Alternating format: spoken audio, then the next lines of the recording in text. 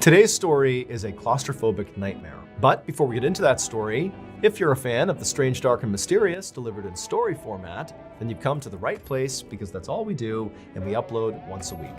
So if that's of interest to you, please offer to go skydiving with the like button, but be sure to replace their parachute with a trash bag. Also, please subscribe to our channel and turn on all notifications so you don't miss any of our weekly uploads. Okay, let's get into today's story.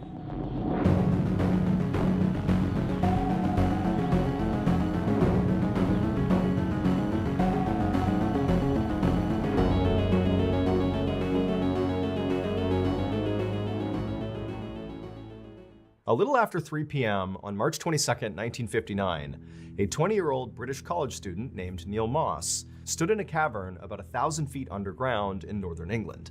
And as he stood there, he was staring with excitement into this dark hole right in front of him. The cavern that Neil was standing inside of was known as Peak Cavern, and it was one of the biggest and most twisting cave systems in the entire country. In fact, it was so big that at one point, an entire village of 30 rope makers lived inside of this cave. And then also, after those rope makers, the cave system became a hideout for criminals and thieves because there were so many secret passageways and basically places to hide inside of the system. So basically, Peak Cavern was a pretty famous place. And as a result, basically all of it had been mapped out or at least explored by scientists and spelunkers, except for this hole right in front of Neil. It was an entrance to a tunnel that nobody even knew about. Neil and the amateur exploration group that he was a part of had discovered this entryway about 2 weeks earlier. Now, neither Neil nor anybody else in this group had actually gone into this hole yet. And the reason for that was it was pretty dangerous. I mean, the opening to this tunnel was pretty small. It was 1.5 feet by 2 feet wide at the opening, and just looking down into it, I mean, it's a dark hole that you really can't tell how tight or how far it even goes. And so once you went inside of it, the deeper you got, the higher the risk of entrapment. And so whoever actually went into this hole really needed to be prepared. But Neil and the rest of his amateur exploration group really felt like it would be worth it to try to go down this tunnel. Not just because nobody had done it before, but specifically, they thought there was a chance that beyond this tunnel, basically deep underground, if you followed it long enough, it could lead to another big open chamber that nobody had found before. And those types of big open chambers, whoever finds them gets it named after them. And so Neil and his group were thinking, hey, if we find this big chamber, it'll be named after us. We'll be famous, at least in, spelunking circles. But they also understood that there might be nothing at the other end of this tunnel. It could just be a dead end. But the only way to know for sure would be if one of the members of this group went into the hole. Now, in addition to a fear of being trapped in the hole, there were other big issues with blindly crawling into a tunnel no one's been in before. Like, for example, there could be a sudden drop-off or running water, or some other hazard that whoever went into the hole wouldn't know about until they were facing it. And so naturally, everybody in this group was excited about the hole, but also a little apprehensive about being the guinea pig to actually go into the hole. And so after the group had kind of stood around the hole for a minute, kind of talking through who was gonna do it, Neil had finally courageously volunteered to be the guinea pig. He would go down. And in many ways, Neil was kind of like the perfect candidate for this job. He was smart, he was strong, and most importantly, he was thin, which meant he could navigate a really tight space. The only drawback to Neil was he was pretty tall. He was over 6 feet. And generally speaking, the best cavers in the world are very short and thin because it allows them to get into the smallest, tightest spaces underground. And so Neil, who was standing over the hole, began to mentally prepare himself for what he was about to do. He pulled out his flashlight and he shined it straight down into this hole, which again is a pretty narrow hole, and it basically went straight down. And as he was shining it, he saw about 12 feet down, the hole kind of turned and you couldn't see what was beyond it. And so Neil knew the only part of this trip he would know about is that first 12 feet. Once he made that turn, everything beyond that was totally unknown. Literally no one in the world knew what was beyond it, but Neil was about to find out. The cave explorers anchored this 75-foot-long wire ladder that was all rolled up to this rock that was inside the cavern, right near the opening to this hole. And once that was in place, they spooled out the ladder and kind of dumped it down into the hole. And so it fell 12 feet down and landed right where this tunnel turned and sort of went into oblivion, where nobody knows what happened after that. And so Neil, his job was going to be to go into this hole feet first, go down 12 feet, and then with his feet, as he kind of blindly crawled backwards feet first into the tunnel, he'd be kicking with his feet this ladder, extending it farther and farther into this tunnel. The idea was this ladder was his way back out again. So he's basically on top of the ladder, making his way, and at any point he can just grab the ladder and climb back out again. And so once the ladder was in place and all the cave explorers were kind of waiting for Neil, Neil walked up to the edge of the hole, he took a deep breath, and then he swung one leg into the hole, placed it on one of the rungs of the ladder, put his other leg on the ladder as well, and kind of tested it to make sure the rock that was anchoring the ladder could hold his weight. Once he was sure it could, he said goodbye to the explorers and then began his descent, feet first, down into the hole. As Neil slowly and carefully climbed down this ladder during this first 12-foot section, he felt the walls of this hole closing in on him. When he was close to the bottom of this first section, the walls were literally flush with his shoulders and back. I mean, this was a really tight space. And so finally he got to the very bottom of this 12-foot section, and he was about to step onto what he thought was another rung, because he can't actually see where he's going. He's just using his feet to feel. And he stepped down and he felt something hard. It was the ground. So he had reached the bottom of the 12-foot section. He kind of tested the ground with his foot, seeing if it would support his weight. And after feeling confident, he stepped off the ladder and just stood at the bottom of the hole. At this point, Neil used his feet to kick the ladder that was still coiled up at the bottom of the hole into the next turn, into the next section of the tunnel that he'd be going down. And as soon as he kicked it, he heard it kind of spool out as it tumbled down this next section. However, it was not a straight drop like this first section was. This next section he'd be going into was more of a gradual decline, just based on the sound this ladder was making as it tumbled down. And so after the ladder had stopped making noise and he knew it had stopped, Neil gave one final look up at his friends above, gave them a little wave, even though he could barely move his hands because it's so tight around him. And then he got down on his stomach and feet first began shimmying himself down into this next section. Now, during the first 12 feet and during the initial turn into this new section, Neil had been able to turn his head and basically look down and see where his feet were going. But after only a few feet of going into this new section, the walls had become so tight on his body that he couldn't even move his head. He really was blind and had no idea where he was going. Now, for a lot of people, this would have been a claustrophobic nightmare. Neil is in this unbelievably tight space. He has no idea what's gonna happen next. He doesn't know if it's gonna get so tight he'll get wedged in there. It's cold, it's damp. I mean, it's pitch black in there. He does have a headlamp, but his head is like kind of pressed to the ground and he can't really move it. So, he's not really able to look around him. And periodically, as he was shimmying his way down deeper into this tunnel, he would dislodge rocks from the wall and he would hear them strike the wall as they tumbled down into oblivion.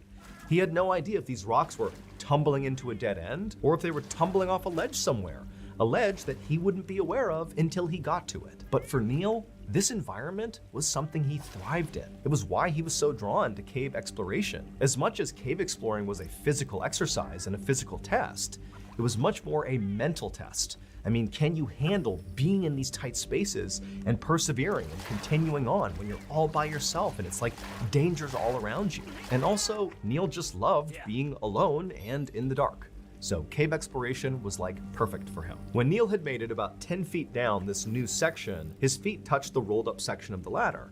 And so with his toes, he kind of gave it a kick and the ladder tumbled for a second and he could hear it. And then it just kind of vanished altogether, like the ladder had gone over a cliff.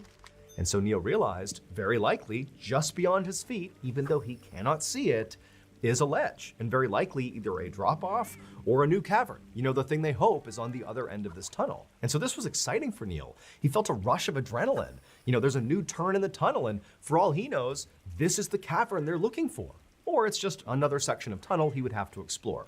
But either way, he's making progress. And so Neil very carefully scooched backwards until he felt the edge, at which point he let his legs go over the edge, he found his footing on the ladder, and it was at this point when he kind of turned around a little bit that he could see this was not some big open cavern he had found, it was just a turn in the tunnel system. It was now going back to basically a vertical hole, big enough to fit inside of, but Neil has no idea how deep it goes or what it leads to. But Neil was totally undeterred. He lowered his whole body into the section, got on the ladder, and began descending. And very quickly, as he began this descent, The walls of this section, this new vertical section, were so tight, it was about 18 inches in diameter, that he actually couldn't just go straight down. His body didn't fit just trying to maneuver down. So the only way he could get himself to go down further was to shimmy himself side to side like a corkscrew, basically forcing his body deeper and deeper into this hole. And so Neil continued doing this for an additional 18 feet down in this new section of tunnel, which put him at a total of 40 feet down into this tunnel from the entrance where the rest of his friends were. And when he got down there, 18 feet down, he went to step onto the rung to continue his descent, but his foot hit rock. And he felt around with his feet, and he realized this tunnel did not lead to a big new chamber. It instead was a dead end after all. Now, just to be sure, Neil actually kicked as hard as he could. He's kind of restricted, but he kicked with his legs as much as he could to see if maybe this wasn't a true dead end. Maybe it was just an obstruction and he could clear it. But he could tell, after a few stomps, this was not moving. This really was the end. Now, part of Neil was disappointed because he was hoping that by doing this, they would discover this big new chamber and they'd get it named after them. But on the other hand, he was also relieved because by this point, it was extremely claustrophobic, even for a guy who thrived in this environment. By the bottom of this 40-foot section, he is completely wedged in place. And so Neil decided it was time to head back to the surface. But from where he was at, he couldn't even hear his friends. He's way down deep in this tunnel. It's totally pitch black. And so what he needed to do was just begin climbing back up this ladder. And then, about halfway up, he could call up to his friends and tell them, hey, I'm returning. But remember, to get to where Neil is, he has literally forced his body down into this tiny hole, basically corkscrewing himself as deep as he could get. And so he's totally restricted, and his arms are basically by his side, and his hands are basically pinned in front of his body. And so Neil tried to grab the ladder, which is literally pressed up against his chest, to begin the ascent. But even though his fingers could touch the rungs of the ladder, he couldn't actually move his arms to pull himself up the ladder. He could just hold the rung. That was it. But Neil had been in similar situations before, and what you do is you just use your legs. You drive with your legs and push your body up until your arms can go above your head, and then you continue the ascent. However, his legs also were basically in the same situation. It was so unbelievably tight around his legs that he couldn't lift his legs up. He could just basically wiggle his feet. Basically, there was no way physically for Neil to get himself out. He would need his team up above to pull him out. And so Neil began shouting as loud as he could, trying to get the attention of his friends up above, telling them, hey, I'm stuck, pull me out. And then also, as best as he could with his hands on the rung, he kind of pulled on the ladder, signaling to them like, hey, get me out of here. Now, he couldn't really hear anything up above. It was sort of muffled, and he couldn't tell if they were yelling back down to him. But as he was holding onto the ladder, he felt a little bit of tension, suggesting they were pulling on him. However, as he held on, waiting to be pulled up and out, he didn't budge. Despite the tension on this ladder clearly coming from the surface from his friends, he wasn't moving. And that's when Neil realized he had made a critical mistake. When he had reached the bottom of this tunnel, when he realized it was a dead end, he had stomped with his feet to confirm it really was a dead end. And when he had done that, he had inadvertently kicked the rungs of this ladder into a crevice, and then rocks, which he had heard kind of falling when he was kicking, landed on top of it, basically pinning the ladder in place. Basically, this ladder was now anchored inside the cave, which meant no matter how hard his friends on the surface pulled, they would not be able to pull the ladder up, which meant they couldn't pull Neil up. And Neil, once he realized this was the issue, he tried to move his feet to clear the rocks off the bottom of the ladder, but he couldn't. It was too tight around him. And so Neil was totally stuck. As many of you may know, aside from telling stories on this YouTube channel, I also tell stories on my flagship podcast, the Mr. Ballin Podcast, Strange, Dark, and Mysterious Stories. And in addition to that podcast, we over at Ballin Studios actually have a whole slate of other incredible strange, dark, and mysterious podcasts for you to enjoy. If you're into baffling and horrifying medical mysteries, well, check out my other podcast I host called Mr. Ballin's Medical Mysteries. Or maybe you want to hear somebody else from Ballin Studios with a far better radio voice tell you a story, like Luke LaManna. Luke has 2 podcasts under the Ballin Studios umbrella. One is called Wartime Stories, which sort of mirrors what he does on YouTube, also called Wartime Stories. It's like The Strange, Dark, and Mysterious meets The Battlefield. And he also has a show called Redacted. It's brand new, and it delves into government conspiracies and cover-ups. It's wild. Ballin Studios also has shows that are just pure nightmare fuel, like Bedtime Stories with host Hunter Woild, who looks into cryptid encounters, supernatural deaths, the paranormal, and everything in between. It's really good. And then of course, we have Run Fool, hosted by the iconic Rodney Barnes, who's like a true pioneer in the horror space. We were so lucky to be able to collaborate with him, and his show, which sort of delves into terrifying folklore, is just one of a kind. You gotta check it out. So if any of these shows appeal to you, make sure you go check them out by just going to any podcast platform and looking up Ballin Studios, and boom, you'll see all of our shows. Make sure you follow along and tune in each week for new episodes.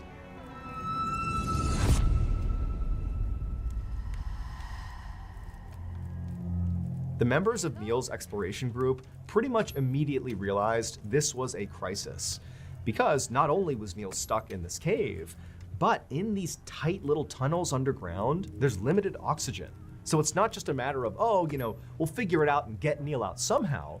It's like, no, you have a limited amount of time before Neil runs out of oxygen down there. Even if you come up with a solution, it might be too late. And so immediately, members of the exploration group left Peak Cavern to go get help.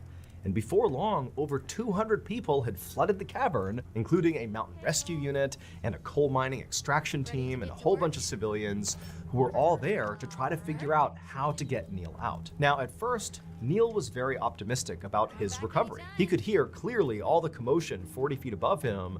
He couldn't fully discern what was going on there, but he could clearly tell a major rescue operation was afoot. And so as ropes were cast down and ladders were cast down to try to get him out, and they continued to fail, and as the air he was breathing began to thin out and it was getting harder to breathe, Neil's reaction was to kind of be positive. He actually began cracking jokes and calling up like, hey, how much longer do I have to wait down here? But as the minutes turned into hours and none of the efforts by any of the rescuers were working, Neil began to panic. His heart was racing, not only from his nerves, but also because he was running out of oxygen. He had begun to grit his teeth really hard to kind of control his fear, but he was really starting to lose it. At one point, the rescuers threw down an oxygen mask for him to breathe because it was clear the air was becoming a real issue. But even though the mask literally tumbled down and hit him right on the head, so it's right here, he couldn't get his arms up to put the mask on. And so there it is, salvation, but he couldn't use it. And so before long, Neil sort of began drifting in and out of consciousness. One moment he'd be calling up to his rescuers, asking for an update. The next, they'd call down to him and get no response. Clearly, this situation was becoming dire. Now, to this point, the way the rescue had gone was the rescuers were basically throwing equipment into the hole, be it ladders or ropes or oxygen masks for Neil to grab onto or put on him. And they were hoping that basically Neil could get himself out of the hole. Because the great fear was, if we send a rescuer, or rescuers plural, into this hole to get him, they could get stuck. And now we have an even bigger problem. But when Neil began losing consciousness, when they couldn't get him to call back to them, they knew they were genuinely running out of time. And so they began pumping oxygen into the hole to hopefully buy some extra time. And then they decided, we gotta send someone into the hole. Someone has to go in there, get Neil, and pull him out. And so one by one, these courageous rescuers went down into the hole, and 8 times they tried, and 8 times they failed. All 8 either got stuck along the way, or they passed out along the way. 3 people actually reached Neil, and actually touched Neil. But there was no way to grab him and pull him out. And so Neil, who was conscious for a lot of this, he's hearing and literally, in some cases, seeing rescue. It's right there, it's right in front of him. But it just didn't work. By the time the 8th man was pulled back out of the hole, they could hear in the hole this horrible sound, which was Neil gasping for air. Even though they were attempting to pump air into this hole, it wasn't enough, and Neil just couldn't fill his lungs with enough oxygen. And so the rescuers yelled into the hole for Neil to just hold on. They were gonna get him out of there, just be strong, hold on. But by this point, Neil, he wasn't even saying anything back. He just continued making these awful gasping sounds. By about 7 p.m., when Neil had been stuck in this hole for 4 hours, the rescuers decided to send one more guy into this hole, this really small civilian. And he went down there with a rope. to attach around Neil and hopefully pull him out. And this little civilian managed to get all the way down, all the way to Neil, and when he found Neil, Neil was unconscious, but alive. And the rescuer put the rope around Neil's shoulders and then signaled to the surface to begin pulling. And so from the surface, they pulled on this rope, and slowly but surely, Neil began to be pulled out of the hole. And he moved about 18 inches, being monitored by the civilian who was down there. However, because they were pulling so hard on this rope to get Neil to move, the pressure from that rope was basically crushing Neil's chest, and he stopped breathing. And the civilian who was down there with Neil noticed it and yelled up to the group to stop.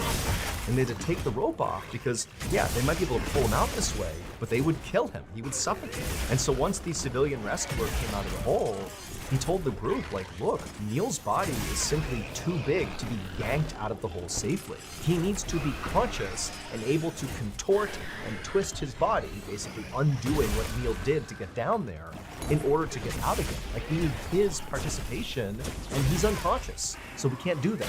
And so at this point, the rescuers were totally desperate. You know, they know Neil is still alive. They can hear some of his ragged breathing coming out of the hole, but they knew they had to do something drastic right now or Neil was gonna die. And so they came up with this plan for this even smaller rescuer, this woman, to go down into the hole, get to Neil, and break his collarbone to try to shrink his body to be able to pull him out. And so this woman, she goes down there and she reaches Neil, but she failed to break his collarbone. And so she too came out of the hole, leaving Neil behind. And so once the woman came out of the hole, it became clear to the rescuers that Neil was not getting out of this hole, even though he was just 40 feet away and at this moment still very much alive. They could hear his ragged breathing, but there was just nothing anybody could do. And so one of the rescuers called Neil's father and told him, "You need to come out to Peak Cavern." Not long after that, Neil's father, Eric Moss, arrived at Peak Cavern. Now, he knew going into this that his son was stuck. That's why he got the phone call to come out here.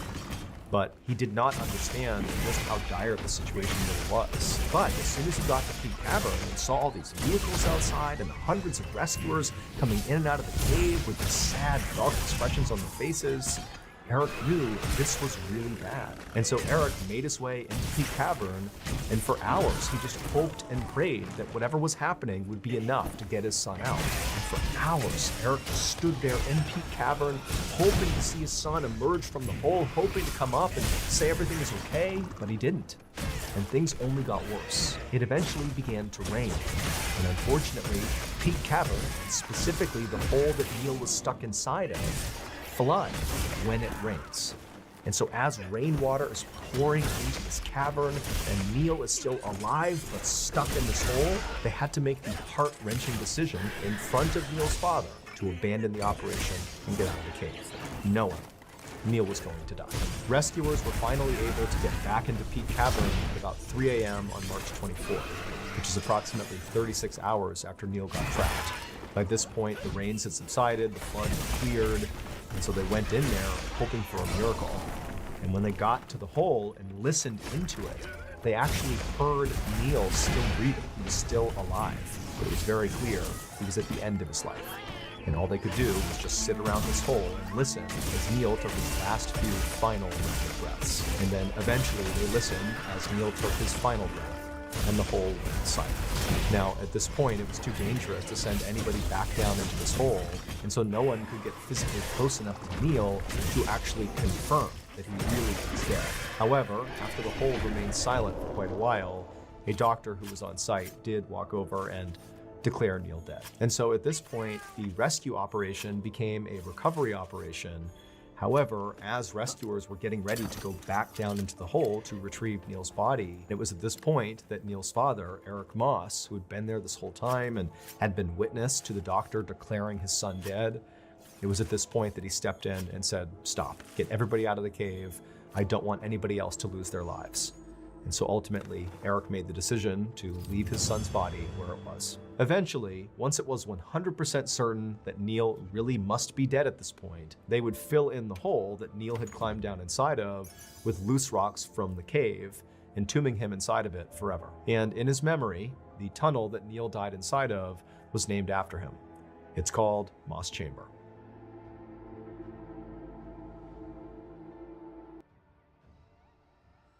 Today, I'm going to share 3 progressively more disturbing stories, and at the end of each of them, I will share the photo that is famously associated with that story. But before we get into those stories, if you're a fan of the strange, dark, and mysterious delivered in story format, then you've come to the right place, because that's all we do, and we upload once a week. So, if that's of interest to you, please replace all of the like button's toilet paper with duct tape. Also, please subscribe to our channel and turn on all notifications so you don't miss any of our weekly uploads. Okay, let's get into today's stories.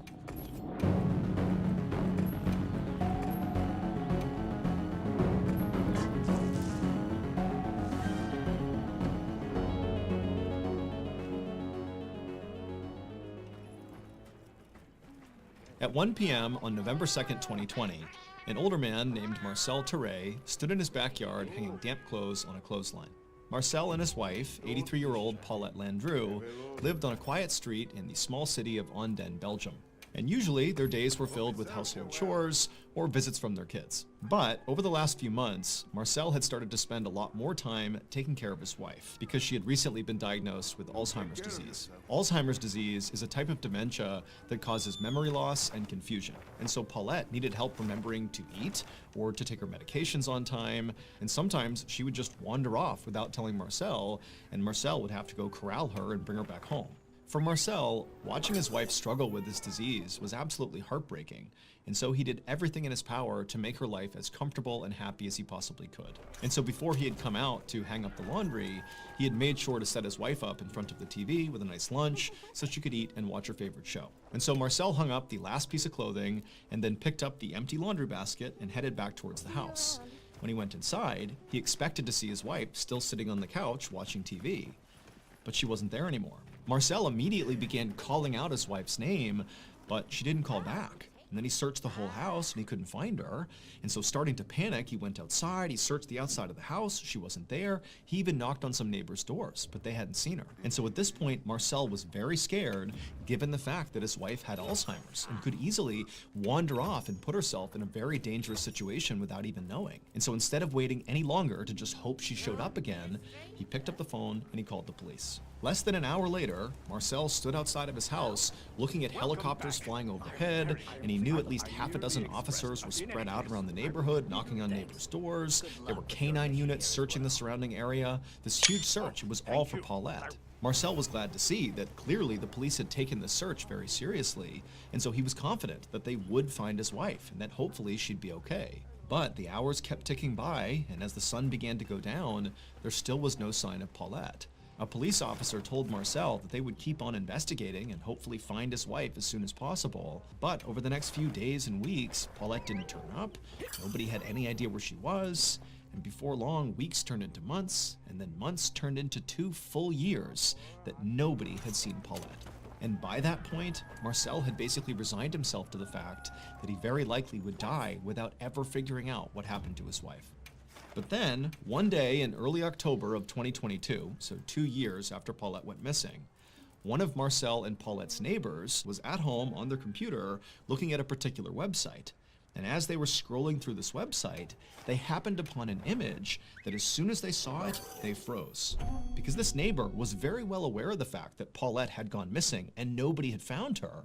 But now they're seeing this image on this website that basically gives away what happened to her. And so totally shocked that they had even found this image, the neighbor screenshotted it and brought it to the police. So it would turn out that neighbor was looking at Google Street View, which is a feature of Google Maps that basically allows you to see 360-degree views of basically anywhere on the planet. To create these images, Google literally sends out these special vehicles all over the world that have cameras that sit on top of the cars. And these cars drive down basically all the streets all over the place, constantly taking pictures all around them.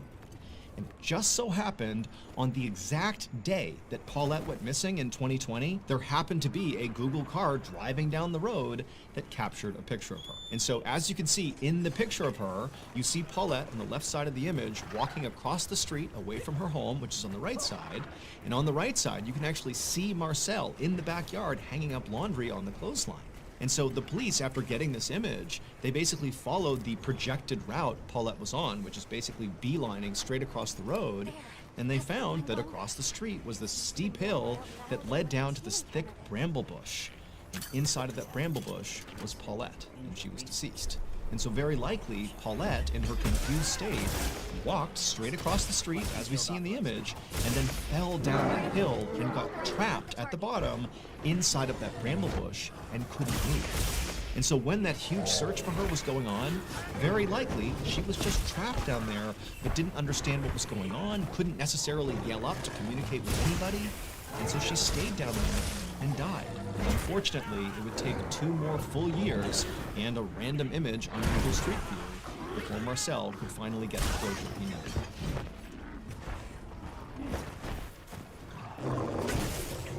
Thank you to BetterHelp for sponsoring today's video. I've talked a lot about how therapy really helped me when I left the military in 2017. It took time, but I went from being this very angry person who was struggling with depression to feeling like I was at peace and content again.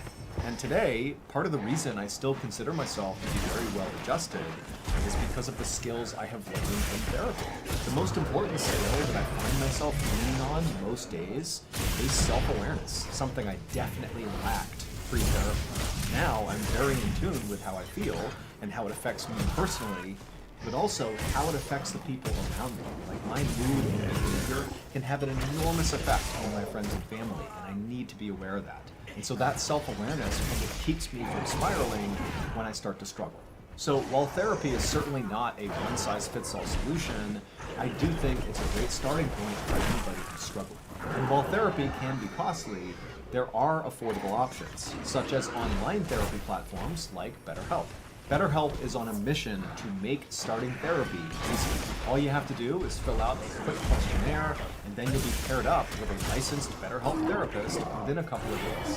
One of the best features of BetterHelp is that if the first therapist does not feel like the right fit, you can continue to switch therapists until you find someone you really connect with, and it's at no additional cost. So really, BetterHelp is trying to find the right person for you.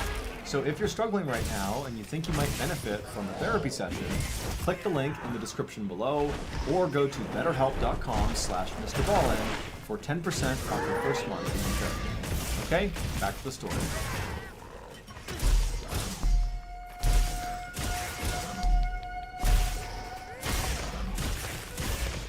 Around 10 a.m. on July 26, 2015, a 31-year-old mom named Xiang Lijuan and her husband chased their 2-year-old son around a brand new indoor playground. This playground was on the 6th floor of a mall in Jingzhou City, which is in central China.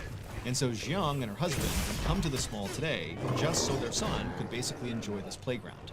Currently, he was running around in circles and laughing hysterically. He thought it was great. Xiang caught up to her son and scooped him up and then placed him at the top of the slide. He happily slid down to the bottom. When he reached the bottom, Xiang was waiting for him, and the son, he just stopped and looked past her and pointed and started saying, "Ride, ride."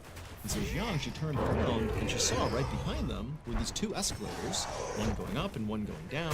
And so Xiang realized her son clearly thought these escalators were maybe a part of this playground. And so he wanted to go use them. They were a fun attraction. And so Xiang smiled and took her son's hand and then told her husband they're going to go ride the ride, the escalators. And then they began walking over. Once Xiang and her son actually reached the escalator, suddenly her son was not as keen to hop on board. He was nervous. But Xiang, who had ridden escalators many times before, told her son it's totally safe. She kind of coaxed him to do it, and eventually he stepped on right alongside her, holding her hand. And about halfway up the escalator, when she was confident her son would be okay, Xiang turned around and looked up towards the top of the escalator, the 7th floor where they were going. Then she saw 3 mall employees at the top of the escalator on the 7th floor where they were going. And they were clearly looking at Xiang with a very serious look on their faces, and they were gesturing at something towards the top of the escalator. It seemed like they could be warning her about something or simply pointing something out. She wasn't really sure. And so she looked up at them like, what's going on here? But the 3 mall employees just didn't do a good job communicating whatever was going on or whatever issue they were dealing with. And so as a result, Xiang and her son just continued riding up the escalator, and as they got closer and closer, these mall employees continued to gesture at something happening on the 7th floor just beyond the escalator, and Xiang still totally confused. And then finally, when Xiang and her son reached the top and stepped off, Xiang suddenly understood what these employees were referencing. But by now, it was too late. Moments later, Jiang's husband, who was still down below on the 6th floor at the playground, he heard the sound of his wife and son screaming over near the escalator. And so instinctively, he bolted over to the escalator. He didn't see his wife, didn't see his son, and he began going up the escalator when someone at the top screamed at him to stop and get off the escalator. And so he did. And right then, a mall employee came running down the other side carrying his son. And this person handed the son over to Jiang's husband. And this employee, who clearly was completely shocked by whatever had happened up above, just shook their head. It would turn out, earlier that day, those mall employees who were at the top gesturing to Jiang, they had discovered a defect with the metal platform that sits right at the top of the escalator on the 7th floor. Basically, when you get off this escalator, it's the platform you step onto first. They had found there was something wrong with it. It wasn't stable. But instead of immediately blocking off the escalator to make sure nobody walked on it and then go get it repaired, these employees just kind of nonchalantly allowed the escalator to continue, stationed a couple of them at the top to make sure nobody, used the escalator, and then called for a repairman. But the repairman hadn't shown up and fixed this problem by the time Jiang and her son boarded the escalator. And these employees at the top knew there's this huge issue with the platform they're going to step on the second they get off, but they failed to communicate the danger to Jiang and her son as they were coming up. They just kind of broadly gesticulated that there was some issue up here and to sort of watch out for it, but Jiang had no idea. And so by the time she got to the top and stepped off the escalator onto that platform, well, the defect with the platform is that it caved in with any weight. And so she fell into the escalator where the teeth of the escalator was rotating, and as she was getting pulled in to her death, her final moment captured on video as she took her son and thrusted him to the employees, saving his life before she disappeared and died inside the inner workings of the escalator. Following Jiang's death, there was a full-scale investigation, and quickly there were massive safety failures identified on the part of the company who made the escalator and also on the mall itself. 2 people were ultimately arrested in connection with Jiang's death and these safety failures, and the mall reportedly offered to pay some settlement to Jiang's family. However, the details of that settlement have not been made public.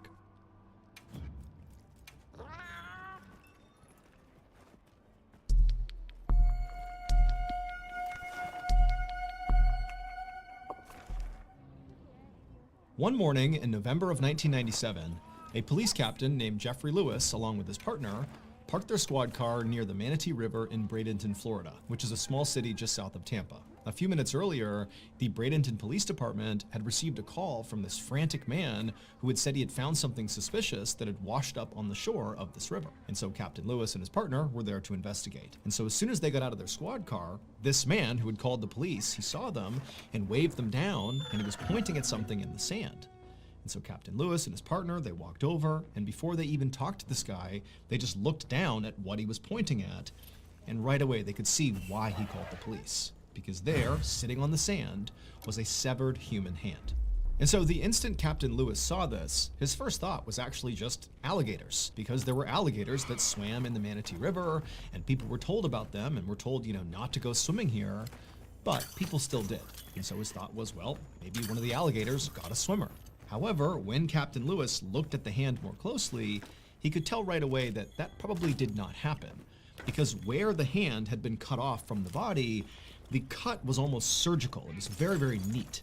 Whereas if an alligator had ripped the hand off, it would be rough. But this almost looked like a surgeon had carefully removed the hand. And so what this signaled to Captain Lewis is this hand very likely represented a murder victim. Somebody who killed this person, cut their body up, and one of their body parts is now washed ashore. And so Captain Lewis turned to his partner and told him to call for backup. And within an hour, police officers were scouring the Manatee River looking for the body that belonged to this hand. Meanwhile, the captain bagged this hand as evidence and brought it to the county sheriff's crime lab, hoping that forensic experts could potentially figure out who the victim was using fingerprints. However, when he actually handed over the hand to these forensic technicians, they told Captain Lewis that it was very likely going to be impossible to try to pull prints from this hand because the hand was very badly decomposed and water damaged. But they told Captain Lewis that despite this being a total long shot, they would still give it a try. And so really all Captain Lewis had was this hand, and so he just kind of waited for information from the crime lab about the fingerprints. And before long, the waiting went from days to weeks to months with no fingerprints. And so with no fingerprints and no other breakthroughs in this case, Captain Lewis moved on to other cases. That is, until June of 1998. And Captain Lewis was sitting in his office doing some work when he suddenly got a call from the crime lab about the hand. An employee told Captain Lewis they had finally made a breakthrough. When they couldn't get the prints off his hand at first, they had moved to this very complicated technique where basically they would peel individual layers of skin off the hand and sort of piece together all the information to get a print. And amazingly, this technique worked. And so not only did they now have this print, but they had also already run this print through the Florida State database, and they had gotten a match. The hand belonged to a man named Willie Suttle. As soon as he hung up, Captain Lewis opened up a new tab on his computer and began researching Willie Suttle to figure out who this person was. And he quickly found through public employment records that Willie had been a retired garbage collector, and then also Captain Lewis looked at police records and discovered that Willie had a minor criminal history. But what really stood out in his research about Willie was that Willie had never been reported missing. Willie had instead been reported dead. Right there in the public records that Captain Lewis was looking at, he found Willie's death certificate. And this document said Willie had died of natural causes 5 months prior to his hand washing up on shore. And also it said Willie had been buried in a local cemetery, and no police had ever been involved in his death because no crime had been committed. And so Captain Lewis was baffled. None of this made any sense. If Willie had died of natural causes and been buried over a year ago, then how did his hand, his severed hand, wind up on the shore of the Manatee River? The next day, which was Friday, June 26th, Captain Lewis, along with a few other police officers, went to the cemetery where Willie had been buried, and they exhumed his casket. When they opened it up, they actually expected it to be empty, considering his hand was already missing, so probably his whole body was gone.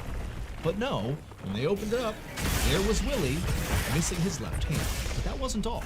At the bottom of Willie's casket were all of his internal organs, just sitting there in a rotting pile. And so Captain Lewis is staring at this, having no idea what to make of it. But the first thought he had was, okay, maybe somebody tried to rob Willie's casket.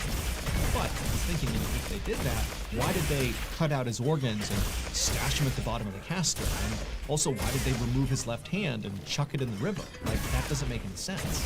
It felt like every clue Captain Lewis found was only making this case harder to solve. But he hoped when he sent off Willie's body to the county medical examiner that they would be able to provide him with some more answers as to what happened here. Later that afternoon, the county medical examiner would perform an autopsy on Willie's body.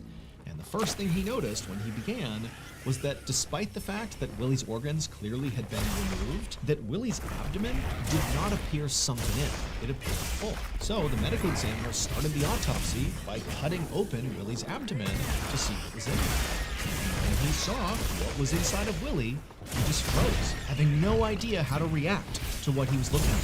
He had never seen anything like this in his entire career, not even close. And so the medical examiner just grabbed the camera, took some pictures of Willie's midsection, and sent those pictures to Captain Lewis. The next day, Captain Lewis sat inside of an interview room in the police station across from a 45-year-old woman named Paula Green Albritton. Paula owned and operated a funeral home along with the help of her son, and she had been the one responsible for Willie Suttle's burial. And so Captain Lewis asked Paula about Willie's burial, and she would tell him that Willie had actually died in poverty, without any family members to help cover his burial expenses. However, when Paula had found out about this, she said she had agreed to do the burial anyways, for no cost, as sort of a community service. However, when Captain Lewis poked and prodded and tried to ask for more information about exactly what that meant, Paula would eventually concede that there actually was slightly more to her rationale behind wanting to do Willie's burial. It was not just for charity. 2 days after this interview, police arrested both Paula and her son. And at Paula's trial, the truth surrounding what happened to Willie finally came out. It would turn out Paula's funeral home business was really struggling, to the point where if she couldn't start generating some real money, her business might go under. And she couldn't have that. And so Paula decided she would conduct a prosperity ritual to right her business. But to perform this prosperity ritual, Paula needed a body. And so along comes Willie Suttle, who's died in poverty and his family can't afford his funeral. And Paula says, don't worry, I'll take him on for free. But really what she needed was Willie's body. And once Paula and her son had possession of Willie's body, they began the ritual, which started with Paula's son carefully cutting off Willie's left hand, and then the two of them cut Willie's midsection open, removed all his internal organs, and then Paula got out all these voodoo dolls, and she wrote on pieces of paper the names of the other funeral homes, her competitors in the area, and she pinned these pieces of paper to each of these voodoo dolls, and then she took those voodoo dolls and jammed them inside of Willie's abdomen in the empty cavity they had created, and then they stitched him back up. And then she took Willie's body and his organs, and she chucked them into a cheap casket and had him buried. And then she also took the hand that her son had removed, she put it inside of a plastic bag, added some weight to it, and chucked it into the Manatee River. Paula believed that this voodoo ritual would literally cause the owners of the other funeral homes, whose businesses she wrote down on the dolls and jammed inside of Willie's body, that this ritual would literally cause all of them to be struck down and killed, putting their businesses out of business, thereby leading to her business prospering once again. However, none of these things came to fruition. The ritual did not work the way Paula intended it to. Instead, the hand that she had thrown into the river ultimately washed ashore, and before long, the police figured out what Paula and her son had done.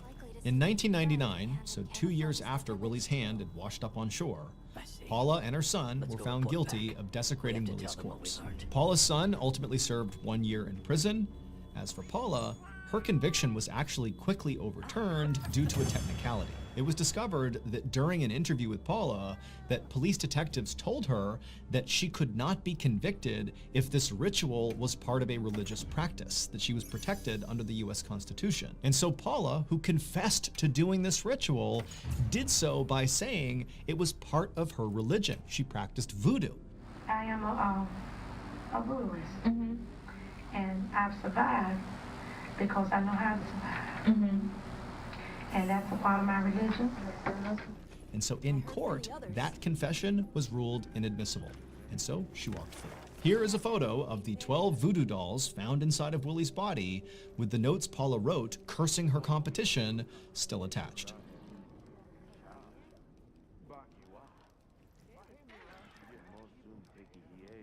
One evening in November of 2016, a professor was sitting outside in his backyard during a torrential thunderstorm. The sky was black, rain and hail were falling everywhere, and all around him, all he could hear were countless sirens. The city was in the middle of a full-scale disaster. But this professor was not actually shocked, because the day before, he had predicted this, and he had tried to warn people, but his warning had not worked. And now, people were dying in the exact way he knew they would. But before we get into that story, if you're a fan of the strange, dark, and mysterious delivered in story format, then you've come to the right place, because that's all we do, and we upload once a week. So if that's of interest to you, please buy the like button, a gift certificate to a massage parlor, but before they go in, make sure to replace all the massage oils with honey and fire ants. Also, please subscribe to our channel and turn on all notifications so you don't miss any of our weekly uploads. Okay, let's get into today's story.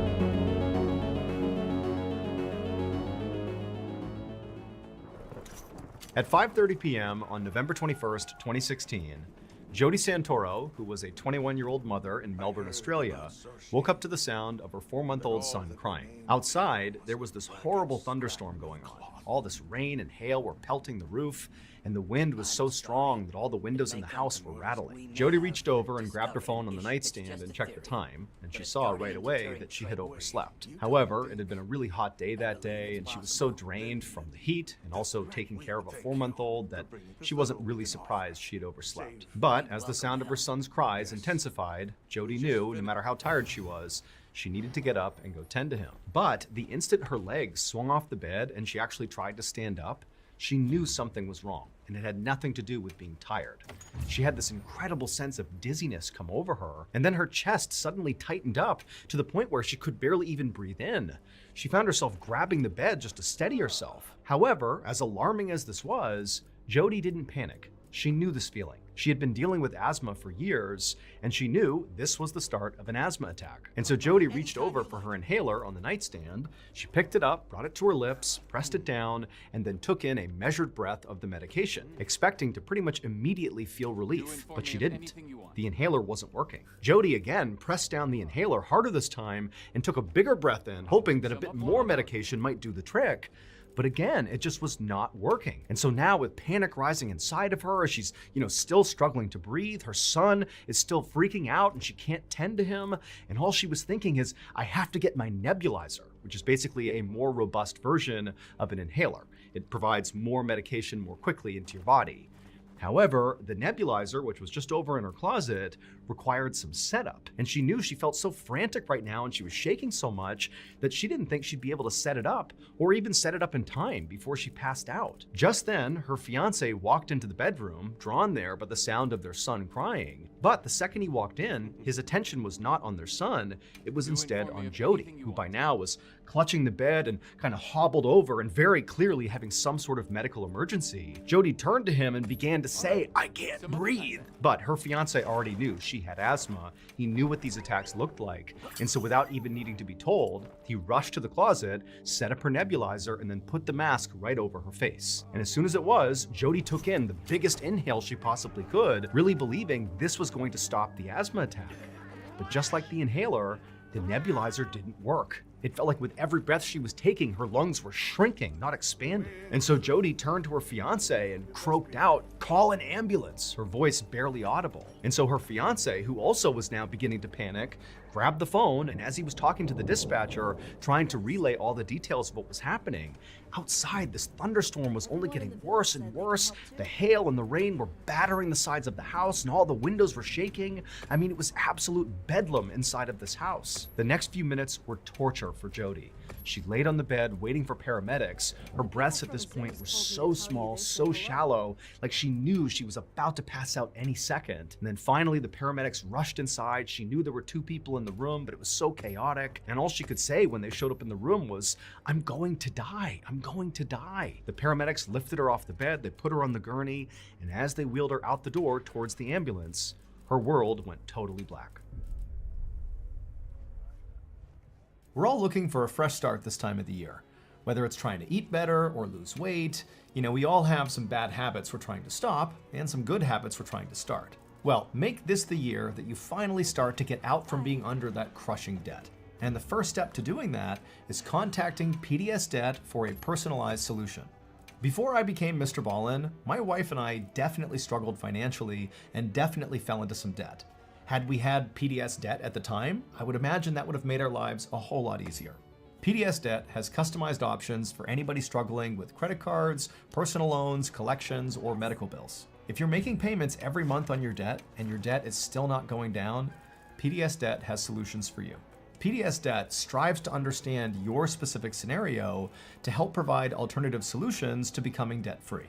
Everyone with $10,000 or more of eligible debt qualifies, and there is no minimum credit score required. Save more while paying off your debt in a fraction of the time. Make this the year you take control of your debt. Get a free debt analysis right now at pdsdebt.com/Mr. Ballin. It only takes 30 seconds. Again, that is pdsdebt.com/Mr. Ballin. Okay, back to the story. Are you prepared? The paramedics rushed Jody to Sunshine Hospital, and on the way, they tried to stabilize her by squeezing these oxygen bags, forcing oxygen into Jody's lungs. And as they were doing that, Jody's fiance was following the ambulance right behind, white-knuckling the steering wheel, praying his fiance was going to survive this asthma attack. When the ambulance finally arrived at Sunshine Hospital, the emergency room was mayhem. Paramedics quickly wheeled Jody in on her gurney, shouting out her vital signs to the doctors waiting near the door. Her fiance, meanwhile, watched helplessly as the medical staff surrounded her and inserted IV lines, hooked up monitors, and began intubating her to force even more oxygen into her lungs. But fortunately, this rapid medical intervention, once Jody got to the hospital, appeared to work, because not long after getting there, Jody did begin to stabilize, not enough to suggest that she was actually all better, but her condition basically began to improve. However, the moment she began to improve, instead of the medical team, talking to her and figuring out what happened and making sure she really was on a path to recovery here, instead, the medical team literally ran out of her room back out to the front of the ER because by this point, the Sunshine Hospital ER was overflowing with patients. There were all these people in the waiting room and also outside, and basically everybody had the same symptoms as Jody. They couldn't breathe. There were people slumped on the ground against the wall, screaming for help. I mean, the medical team was totally overwhelmed. And on top of that, there were ambulances literally lined up around the block waiting to drop off patients. There just wasn't any more space. But nonetheless, doctors and nurses and the medical team at the hospital worked furiously, moving from one patient to the next, sometimes in an exam room, sometimes out in the waiting room, sometimes outside. It's wherever the patients were. But the weird thing was, is all these people, they had the same symptoms, these severe asthma attacks. Yet many of the people that were showing up had never had asthma in their lives before. So how was this happening? This went on for hours and hours. And really, the situation in the hospital only continued to get worse, with more and more patients showing up with worse and worse symptoms. And so during this madness, Jody, who really hadn't gotten better, she just stabilized. She actually was moved out of the emergency room and over to the ICU, pretty much just to create one more space for new patients. And so in the ICU, Jody's fiance sat next to her, gripping her hand, listening to the sound of the monitors beeping steadily around her. Outside the room, you could see doctors and nurses and medical staff sprinting up and down the hallways, looking frantic and worried. He had no idea what was happening. He just hoped Jody would be okay. But it would turn out there actually was someone who knew exactly what was going on. A university researcher named Philip Taylor had actually predicted this the day before. Professor Taylor was an expert in atmospheric allergens, a field so niche that barely anybody outside of his small research circle had even heard of it. And so on the afternoon of November 20th, the day before, Taylor had been at home in his office analyzing data when he noticed something very alarming. All of the ingredients for a catastrophic event were aligning in the forecast, and the patterns were so precise that it stopped him cold. Taylor was stunned. He'd spent years studying the effects of weather on public health, but he'd never seen anything like this before. And at the same time, Taylor also realized that as alarming as this was, very few other people, if anybody, would see this as a problem. He was like the one person in the world that had the expertise to see how catastrophic this might actually be. And so desperate to warn others, he wound up posting a very urgent announcement on this weather website that he managed, but unfortunately, it just wasn't seen by enough people at the time. And so now, as hospitals all across Melbourne overflowed with people gasping for air, Taylor sat in his backyard watching the storm unfold. The sky was pitch black, rain and hail was coming down, the wind was whipping. Off in the distance, all he could hear was thunder and silence. And he knew, unfortunately, his prediction had been right. Just like Professor Taylor's weather models had predicted, on November 21st, 2016, Melbourne, Australia was hit by an extremely rare event known as thunderstorm asthma. This deadly phenomenon can only occur when three very specific weather conditions align. 1, high heat during the day. 2, a very powerful thunderstorm, and 3, extremely high pollen levels. Melbourne's heat that day had caused unusually high concentrations of ryegrass pollen to hang in the air. And then when that huge thunderstorm rolled in, the intense humidity, the wind, and the rain shattered the pollen grains into microscopic fragments. And then these tiny particles, which were way smaller than regular pollen, were carried by this storm deep into people's homes and into their lungs. Unlike normal pollen, these microscopic fragments bypassed the body's typical defenses and embedded themselves deep into people's lungs, causing severe and sudden asthma attacks. Now, for people who already had asthma, this was catastrophic. But even perfectly healthy people found themselves gasping for air, overwhelmed by the sheer density of this microscopic pollen. The storm had essentially made the air everybody in Melbourne was breathing deadly. As for Jody Santoro, she would spend days in the ICU, hooked up to monitors, with machines pumping oxygen into her lungs, while her body fought to heal. But she was lucky. She would eventually recover, and in the days that followed, she would learn the full scale of what actually happened in Melbourne. Nearly 10,000 people had flooded the hospitals across Australia, complaining of the same symptoms that Jody did. And unfortunately, of those 10,000, 10 people actually lost their lives, and many of them were totally healthy and had never had an asthma attack in their lives before. For Jody, despite surviving this ordeal, the awful memory of what happened on that night will forever be on her mind. She is now all too aware of how fragile life can be and how quickly things can change. I'm going to play you a clip from my other podcast, Mr. Ballen's Medical Mysteries. After you're done listening to it, be sure to check out Mr. Ballen's Medical Mysteries on any podcast platform. Give it a follow. New episodes every Tuesday. Enjoy.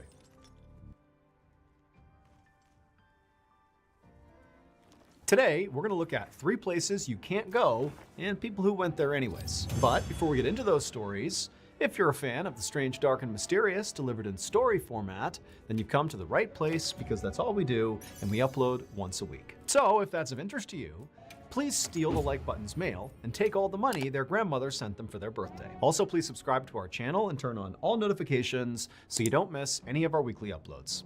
Okay, let's get into today's stories.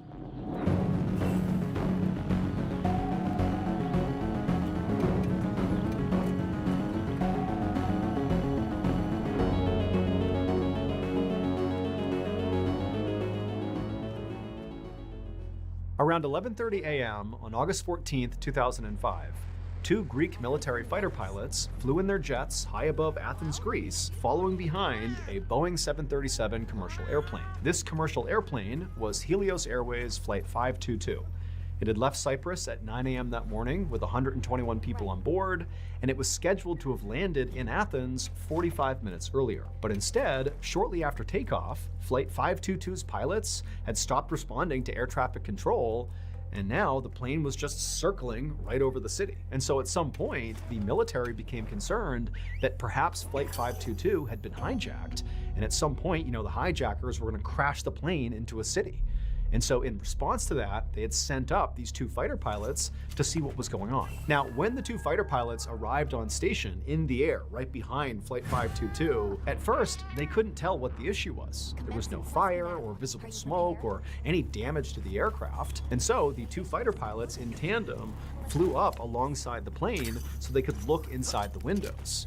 And when they did, and they saw inside to the actual fuselage, they saw all the oxygen masks were dropped down in front of the passengers, and all the passengers had the masks on. However, all the passengers were passed out. They were slumped over with these masks strapped to their faces. Now, the fighter pilots had no idea if these passengers were unconscious or dead or some combination, but for right now, all they cared about was, are the pilots conscious and able to fly this craft? And so the 2 fighter pilots flew up until they were parallel with the cockpit, and they looked in the window, and they saw not the pilots, they saw the oxygen mask drop down, but the pilots were not there. Instead, they saw this one guy who was clearly not a pilot, he was not in a pilot's uniform, looking out the window at them, just waving, just some random guy. And so the 2 fighter pilots had no idea what to make of this. Before the fighter pilots could even begin to react to whatever was going on here, this random guy in the cockpit looked out at one of the fighter pilots and just began gesturing down with his index finger, and then a moment later, Flight 522 began to descend. To fully understand what happens next, we need to go back to just before 9 a.m. on the same morning.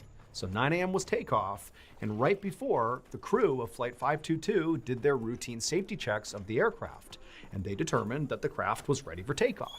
However, they had actually missed one crucial thing. There was a knob on this aircraft that was switched to the wrong setting by a maintenance person right before takeoff, and nobody had noticed, so it wasn't put back to where it needed to be. And so Flight 522 wound up taking off on schedule, and at first, everything was fine, totally normal. But about 2 minutes into the flight, all these alarms began sounding on the aircraft, and then the oxygen mask dropped from the ceiling. And the reason for that is that knob that had been set to the wrong setting controlled how much breathable air was in the aircraft during flight.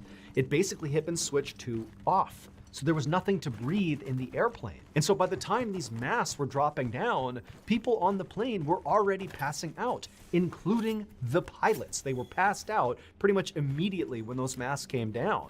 And so it's absolutely chaos in this plane. Everybody's passing out, except for one person, 25-year-old flight attendant Andreas Prodromo, who, when the masks came down, he was awake, he was conscious, and instead of grabbing one of those masks from the overhead, he managed to connect himself to one of the emergency oxygen tanks. Now, the reason that's very important is the masks that drop down on an aircraft have a very limited supply of oxygen. But Andreas, who was actually training to be a pilot, was aware of that, and he put on this emergency oxygen tank, which had way more oxygen to it. And so suddenly he's breathing a much longer air source, and he's looking around the plane, and everybody's passed out except for him. Now, we don't know at what point he learned this, but at some point, Andreas would have noticed, as he's breathing on this emergency oxygen tank, that out the window he would see the plane is just flying in circles. And it would have dawned on him that not only are the passengers out, but very likely so are the pilots. And so literally there's nobody flying this plane. And so he had a decision to make.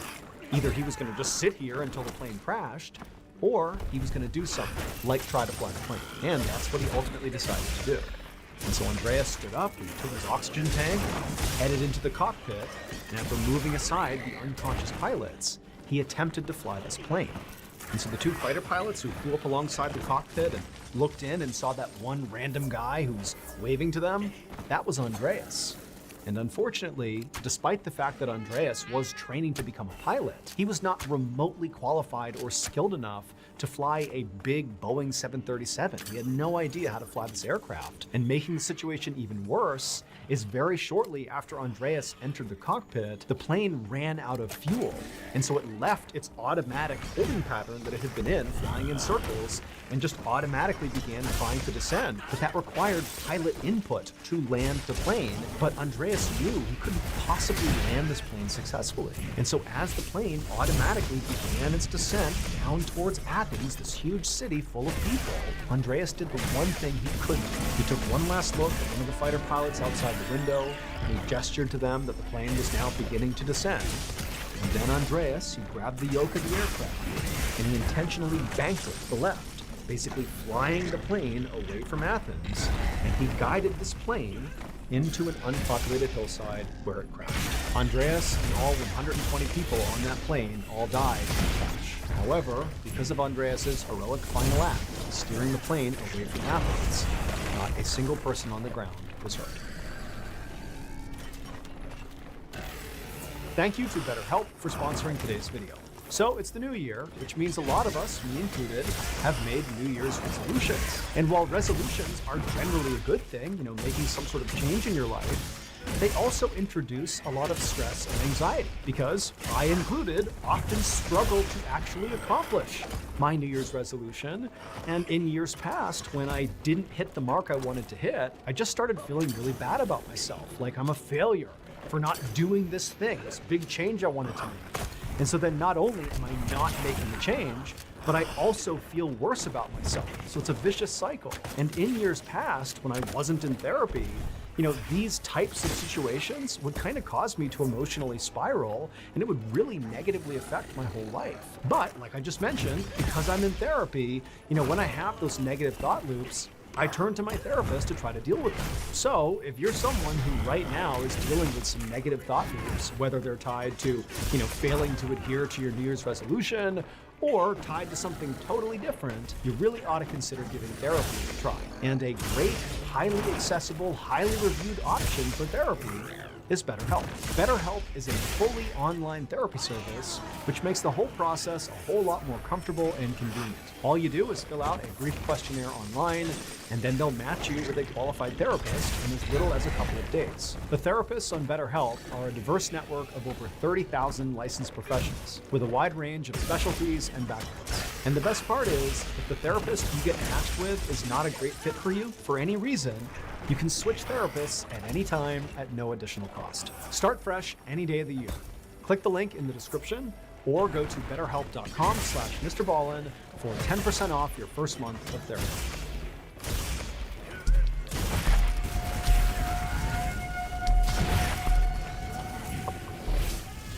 On the evening of February 1st, 2009, a 32-year-old man named Luo Jinfa stood in the doorway of his apartment in Taiwan, waiting for his landlord to finish lecturing him about being late on his rent. Luo had just moved into this apartment 2 months earlier in December, and this was not a very nice apartment. It was a cramped, Today, we have a very special video for you guys.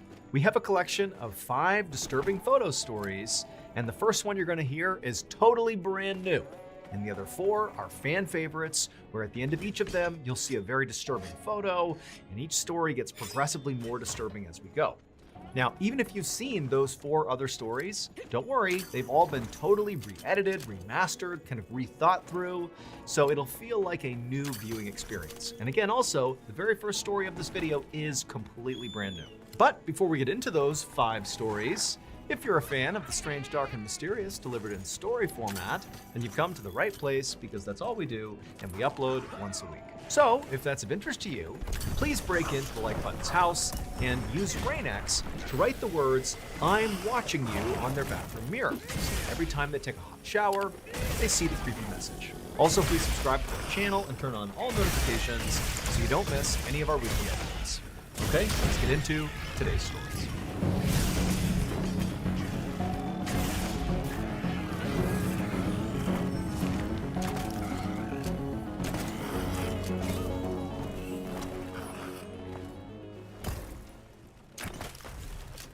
At 4:45 a.m. on Saturday, January 17, 2015, a 27-year-old farmer named Caleb Whitby drove his pickup truck down a highway in southeastern Florida. Caleb knew conditions for driving were not great.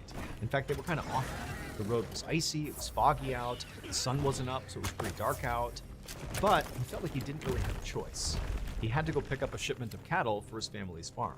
After driving for another 10 minutes or so down this road, so it's just before 5 a.m. at this point, Caleb found himself right behind this big semi-truck who was going under the speed limit.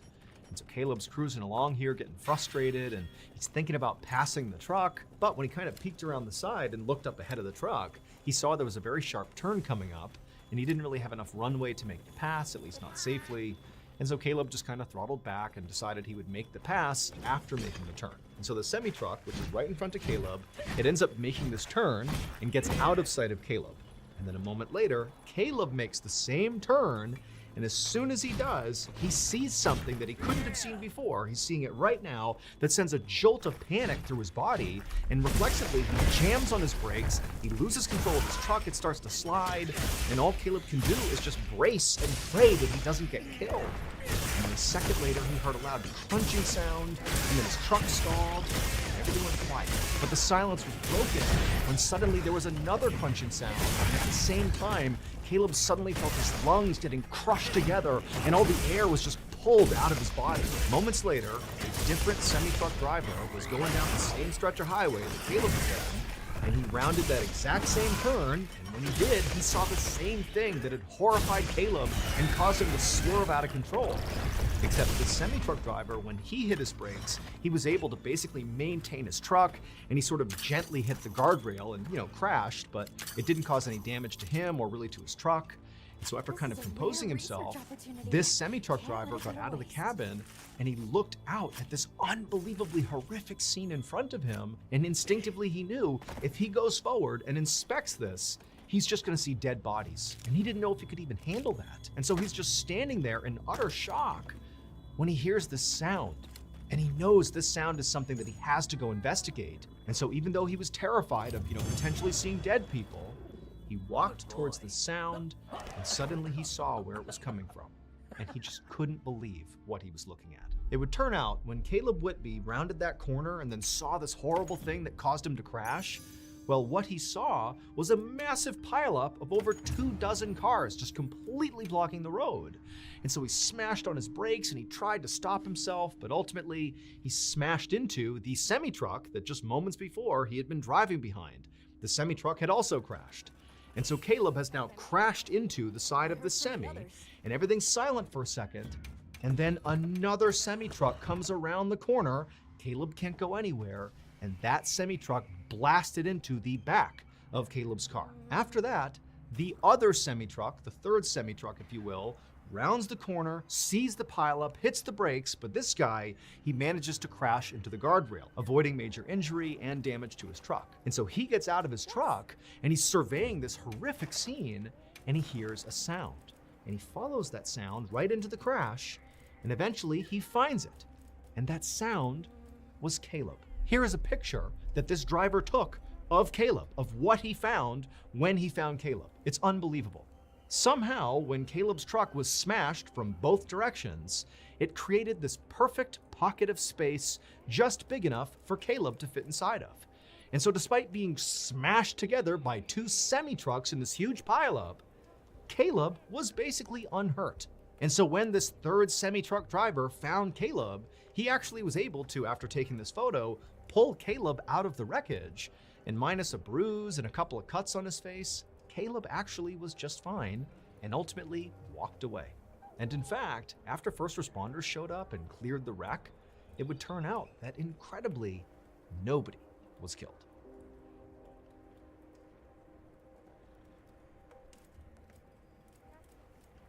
As many of you may know, aside from telling stories on this YouTube channel, I also tell stories on my flagship podcast, the Mr. Ballin Podcast, Strange, Dark, and Mysterious Stories. And in addition to that podcast, we over at Ballin Studios actually have a whole slate of other incredible strange, dark, and mysterious podcasts for you to enjoy.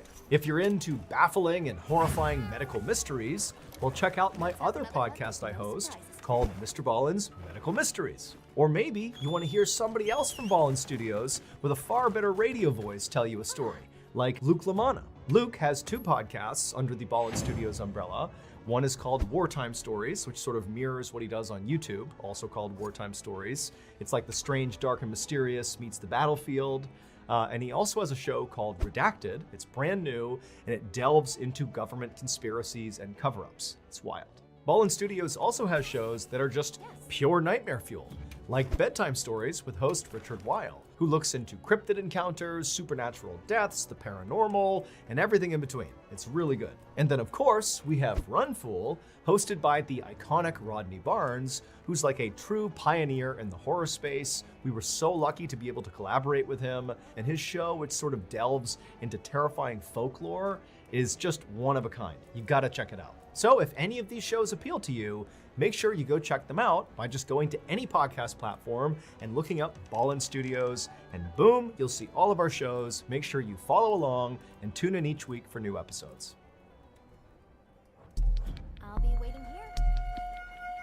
Well, what can I do for it? Yep.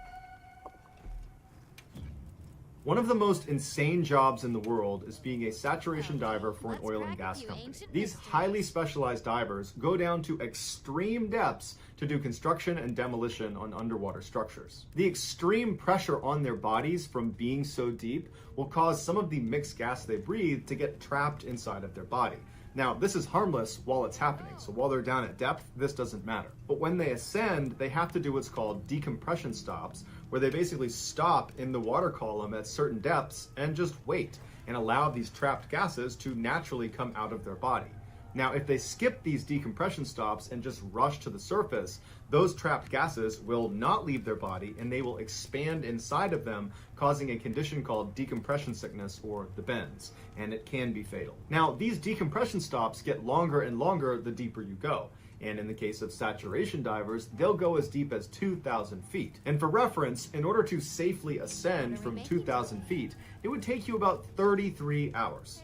And so these oil and gas companies can't afford to have their divers taking 33 hours in between dives, and so they came up with a clever workaround. They built a pressurized chamber system on board ships and oil rigs where their divers would live in between their dives. And what this did was, by keeping their divers constantly under pressure, either literally underwater or in this system, the trapped gases inside of them didn't have a chance to expand, and so their divers couldn't get the bends. The divers would live inside of this incredibly cramped chamber for weeks at a time, getting transported to and from the seafloor inside of this small pressurized sphere that's called a dive bell that could detach from the chamber without totally depressurizing the whole system. At the end of these divers' multi-week shifts, they would do one long decompression stop inside of the chamber. And then when they were done, they'd step out of the chamber and they'd be fine again. In September of 2012, a 32-year-old saturation diver named Chris Lemons was on board a dive ship in the middle of the North Sea. He, along with 11 other divers, had just started a 4-week-long saturation shift. On the 12th of that month, Chris, along with 2 other divers named Dave and Duncan, were scheduled to perform routine maintenance on an oil platform 330 feet below the surface. The North Sea is notorious for terrible weather, but this day the weather was especially bad. and they considered not doing the dive, but ultimately they decided to do it anyways. As Chris, Dave, and Duncan put on their diving equipment and climbed from their living chamber through the tunnel into the dive bell, the captain of the ship navigated directly over this oil platform and then flipped on autopilot mode, which activated dynamic positioning. Now, dive ships rely heavily on dynamic positioning, which is really just this high-tech computer that makes sure, as soon as you turn it on, that the ship does not move from a particular spot in the water. So regardless of the swells and the wind, the ship stays steady. And this is really important when you have divers in the water, because the dive bell is connected to the ship and the divers are connected to the dive bell. And so if the ship is moving all over the place, so is the dive bell, and so are the divers, making it impossible for the divers to do their job. Once the captain had the dynamic positioning up and running, the 3 divers sealed the door of the dive bell behind them, and then the dive bell was detached from the chamber and then lowered through a hole in the middle of the ship into the ocean. Once the bell got down to 330 feet, Chris opened up a hatch on the bottom of the dive bell that led directly into the water. Now, because the pressure inside the bell matches the pressure outside the bell, water does not come in through this hole. Duncan was the bellman for the night, so he would not be going out and doing any diving. He would be staying in the bell to support Dave and Chris. And so he helped them get their big helmets on and connected their umbilical to each of them. Sat divers, when they're outside of the bell, are completely reliant on their umbilical. It's this long stretch of tubes and wires that are connected directly to their suit and to their helmet, and it provides air as well as heat and electricity to their lights, and it provides radio communication up to the people on the boat. Once Chris and Dave were all set up, they slipped through the hole at the bottom of the bell, which brought them down to this little platform that was suspended right below the bell, and from there they leapt off all the way down to the sea floor. Now, sat divers will say that leap from that platform is both amazing and terrifying, because once you leave the bell, it's completely pitch black all around you, so there's no reference point to how fast you're going or even how close to the ground you are. And so it feels like you're just sinking into this endless abyss before you crash into the ground. Once Chris and Dave did hit the ground, they stood up and began walking, and they were directed by the radio in their helmet which direction they needed to go to reach this oil platform. The oil platform was 11 meters tall, and it looked like a sort of pyramid of these big steel pipes. They climbed up the side until they reached their respective working area, and then they settled in to do their job, which they expected to take about 6 hours. At first, everything was going to plan, but about an hour into the job, something went terribly wrong on the surface. The dynamic positioning computer failed. Now, the captain immediately saw it and just expected the backup computer to kick in and take over. But in a terrible turn of luck, the backup computer also failed. And so very quickly, this huge dive ship began drifting in the rough seas, dragging with it the dive bell and the divers 330 feet below. While the captain struggled to try to fix the system and get it back online and get the ship back on station, another crew member hopped on the radio and called down to Dave and Chris, who were outside of the dive bell, and told them to abandon the structure and get back in the bell ASAP. And Chris and Dave could tell from the urgency in this person's voice that this was no drill, this was serious. Chris and Dave were both positioned on the south side of the structure about halfway up, and their umbilicals were running straight up the structure and then northward because the ship was drifting northward. So neither Chris nor Dave could go around the structure. They needed to go straight up before being able to climb their umbilicals back up to the bell. And so both men began climbing, but they could feel the tension on their umbilicals was getting tighter and tighter, and Dave managed to get all the way to the top, and he cleared the lip, and as soon as he was on top, he started getting pulled away from the structure. And he looked to see if Chris was also getting pulled, and all he saw was Chris's umbilical, impossibly stretched, still draped over the south side, and he could not see Chris. And that's when Dave, Duncan, and all the people on the surface heard Chris come over the radio frantically saying he was stuck on the underwater structure. His umbilical had gotten wrapped around one of the pylons. And so through the radio, Chris asked Duncan to give him more slack. But Duncan said, "There is no more slack. We are completely tight here. You have to get it free." And Chris would say, "I can't unfree it. It keeps getting tighter and tighter. I can't get it off the pylon." And so Dave jumped down onto the platform and tried to pull himself over to Chris, but his own umbilical was getting pulled towards the dive bell, and so he could not help Chris. And so Dave knew he couldn't do anything, so he turned and began crawling up his umbilical towards the dive bell, and as he's climbing, he hears behind him this extremely loud explosion. It sounded like a shotgun going off. And what it was Chris's umbilical snapping under the tension. As soon as the umbilical snapped, it sent Chris flying backwards off the structure falling towards the ocean floor. Without his umbilical, he wouldn't have had light, he wouldn't have had a radio to talk to anybody up on the boat, he wouldn't have had heat, and the water was just barely above freezing, and so he would have been very cold very fast, and he would not have had an air supply. Although he would have had 2 backup canisters on his back that would automatically turn on. However, they only gave him 5 only 6 minutes ago. And so when Chris hit the ocean floor, it would have been eerily quiet and totally, completely pitch black. He stood up at some point and looked around him and didn't see anything, but knew he had to get back to the underwater structure. It was his only chance of anybody finding him again. And so he had to make the impossible decision of just choosing a direction and blindly walking, not having any idea what you're walking towards. Choose wrong and you might walk over a cliff. But at some point, Chris made up his mind and just began walking in a single direction, and miraculously, he walked into the underwater structure. He climbed up the side until he got to the top of a flat metal grate, and there he looked around and saw there was no dive bell, there was no sign of anything. It was just him. He was completely all alone. And he must have known at this point that he was running out of air. He probably had maybe 1 or 2 minutes left. And so he would have been acutely aware that even if they're looking for him, they're not going to find him. He's going to die. And at some point, breathing would have become extremely difficult until there was no more air and he would have passed out and killed over. Back on the surface, the captain was desperately trying to use manual controls to pilot the ship back over where Chris was. But because of how rough the seas were, it was proving to be nearly impossible. As the captain struggled, other members of the crew launched a remote-controlled vehicle into the water to at least go down and try to find Chris.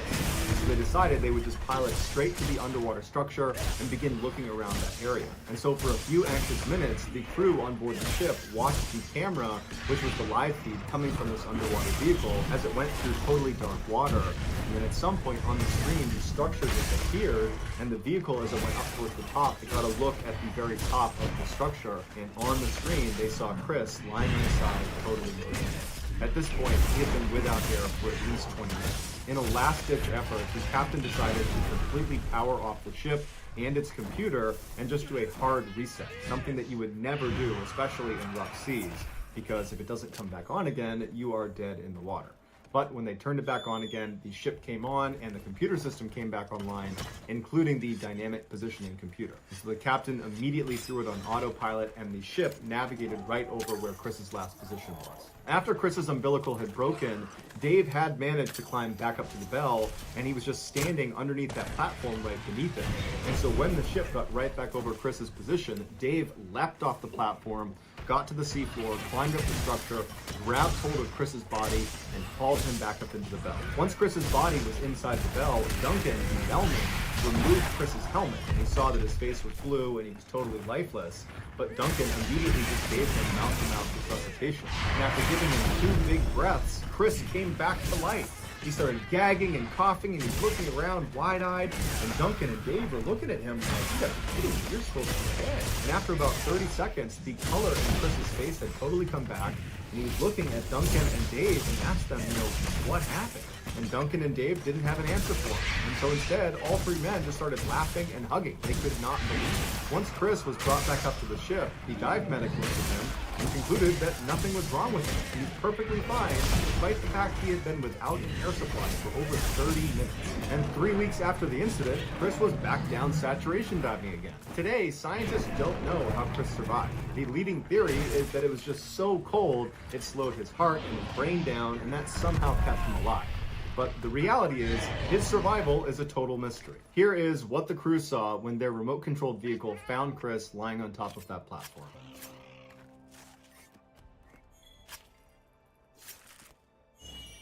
This thing's a trove of new data.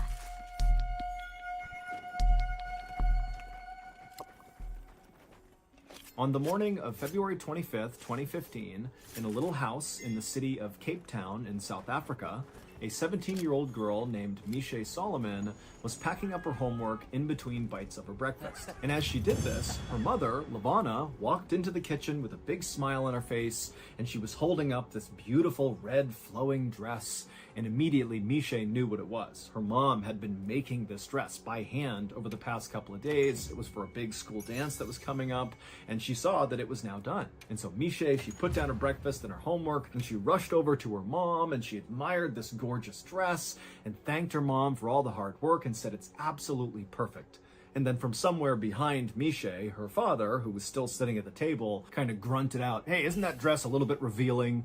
And Misha and her mom kind of just rolled their eyes because they knew Misha's dad just loved his daughter and was very, very protective of her. And so basically anything she wore that wasn't full coverage was too revealing. And so Misha, after rolling her eyes, walked over to her dad. She gave him a big hug and a kiss, and she said, "Dad, don't worry about it. It's just fine." And so after that, Misha went back to her breakfast. She finished eating, she packed up her stuff, and then she gave her mom and her dad another hug and a kiss and said goodbye. And then she headed out the front door out to the road where her aunt was waiting in her car. As Misha's aunt drove her to school, like she did almost every single morning, Misha began to notice her aunt was acting kind of strange and constantly looking behind her and looking in her rearview mirror. And finally, Misha said to her aunt, "What's going on? What are you looking at back there?" And Misha's aunt would say, "I know this sounds crazy, but I'm pretty sure there's a white car that's following me. And in fact, over the past couple of days, I've seen what I think is this same white car following us anytime I'm driving you to school." And so Misha just turned around in her seat and looked out the back window, and she saw there were dozens of white cars on the road, so it was pretty difficult to tell which one her aunt was talking about. But as she's looking, none of the cars seemed suspicious. And so Misha turned back around and told her aunt, "I think you're just being paranoid. Nobody's following us. There's no reason to follow us." A few minutes later, Misha's aunt pulled up alongside the front of the school, and Misha said goodbye to her aunt. She thanked her, she hopped outside, and she rushed into the school. And then Misha made her way up to the hallway where her first class was, and as she was walking down the hallway, her best friend, Cassidy Nurse, was walking up the hallway in her direction. And so right away, Misha sees Cassidy, and she waves and smiles and begins walking towards her. But Cassidy gave Misha this kind of weird, lukewarm smile, and then quickly looked away from Misha, and then Cassidy turned and bolted into the nearest classroom. And so Misha just came to a stop and just looked at the doorway where her best friend has disappeared, and she starts thinking to herself, what's going on? Why did she do that? That was so cold. And then Misha began to think about the fact that actually, over the past couple of days, Cassidy had been acting really strange. It was like she was trying to avoid Misha, but Misha had no idea why. It wasn't like they were fighting. Normally, Misha and Cassidy were totally inseparable. They had met earlier that school year, and even though they were actually kind of far apart in age, Cassidy was in 8th grade and Misha was in 12th grade, it was like it didn't matter. It was like right away when they met each other, they had this special bond where they just had to be around each other all the time. They shared everything with each other, and certainly anytime they saw each other in the hallway, they would stop to chat or even go into a nearby bathroom and do each other's hair and makeup and share any gossip they had recently heard. So for Cassidy to act like this was just totally uncharacteristic, and it really upset Misha. But just then, the bell rang in the school, so Misha knew at this point she was now late for her class, and so she had to forget about whatever was going on with Cassidy, and Misha just hustled down the hallway and went into her classroom. And so Misha, she takes her seat at her desk, she puts her stuff down, and she's getting ready to listen to the teacher, when suddenly the principal comes in without even knocking, and without even saying anything to Misha's teacher, the principal walks right up to Misha and says, "I need you to come with me." And right away, Misha's classmates, all who saw this, they begin oohing and awing as if Misha is in huge trouble. But Misha's thinking to herself, I didn't do anything. I have no idea what this is about. And so she kind of smiled like it was no big deal. She picked up her stuff and she followed the principal out into the hallway. But as Misha followed the principal down the hallway towards the principal's office, Misha's smile faded and she began to wonder, what is this about? What's going on? And then finally, they got to the principal's office. The principal opened up the door. Misha went in first, and the principal trailed behind her and shut the door behind them. When Misha looked into the principal's office, she saw there were already 2 people inside who she didn't recognize. It was 2 women who were very serious looking, who were sitting on the side of the room. And as soon as Misha walked in, the 2 women, without introducing themselves, just told Misha to come over and take a seat next to them. And Misha, instead of doing that, just paused and looked at the women and said, "What's going on?" And at this, the 2 women kind of looked at each other, and then one of the women piped up and said, "Misha, we're here because the police sent us. And they sent us because of a photo that you and your very close friend Cassidy took." But before Misha could ask any questions like, what photo are you talking about and really what's going on here, these 2 women would explain the whole situation to Misha. And basically what they did is they told her this long, very convoluted story that involved Misha, it involved Cassidy, it involved this photo. And by the end of this story, this explainer story, Misha had taken a seat and put her hand over her mouth in utter disbelief. And then when the women were done explaining everything, Misha had a million questions, but it was like she was so overwhelmed with what she was just told that she just continued to sit there with her hand over her mouth, totally silent. And then finally, Misha did break the silence by saying, "Can I please just call my parents?" And at this, the social workers said, "No, you can't. And in fact, the police are already at your parents' house. They're talking to your parents right now. And so you can't talk to them and you can't even go home. In fact, you have to come with us for tonight." And then the two women got up and they made their way out of the principal's office and they said, "Come on, Misha, you have to come with us." And so Misha stood up and she's totally flabbergasted. She really is like, how is this real life? And the principal at this point walked over and gave Misha a hug. And it was like suddenly the floodgates opened and Misha just began sobbing hysterically. And as she did, the social workers just stood there waiting patiently.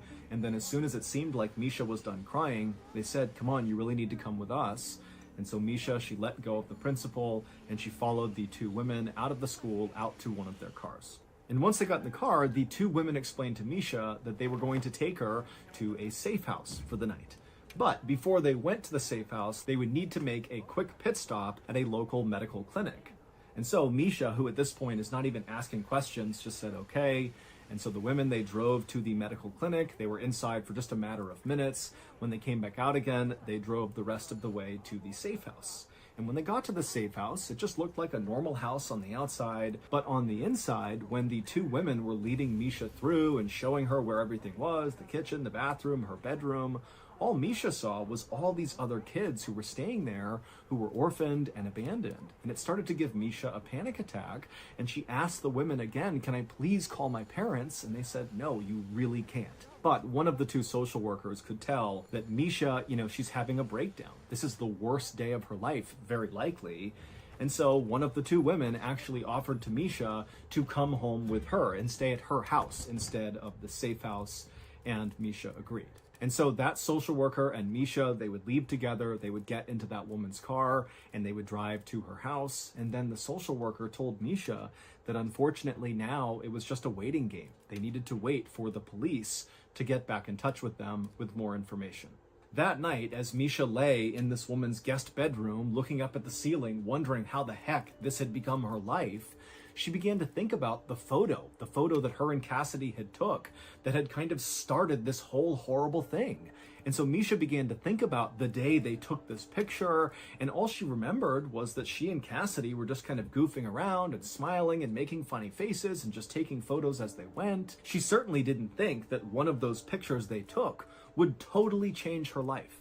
The following morning, when Misha woke up, the social worker brought her to their office, the social worker's office, and there they met with the other woman who had first met Misha in the principal's office, and the three of them just sat in the office, not talking much, eating chicken wings and other snacks, just literally waiting for police to call them. And finally, they would call. And when they did, one of the social workers answered the phone, and as she listened to what she was being told, she began to frown, and by the time she hung up, she was crying. The news from the police was the news Misha had been afraid of ever since sitting in the principal's office the day before and hearing this whole crazy story about her and Cassidy and this photo. The special pit stop that Misha and the social workers made at the medical clinic the day before on the way to the safe house was so that Misha could get a DNA test. And now the police were calling back with the results of the test. And what the results showed was Misha Solomon was not actually Misha Solomon. Her real name was Zephany Nurse. 17 years earlier, Zephany Nurse had been stolen out of her crib at the hospital in Cape Town, and despite a massive manhunt for her, she was never found. And so this was a huge, famous case in Cape Town, and most people assumed it would never be solved. But Misha's DNA had done just that. It proved that Misha's parents, who had loved her and raised her since she was a baby, were not actually her parents. Her mother, Lavana, was actually her kidnapper, and now she was under arrest.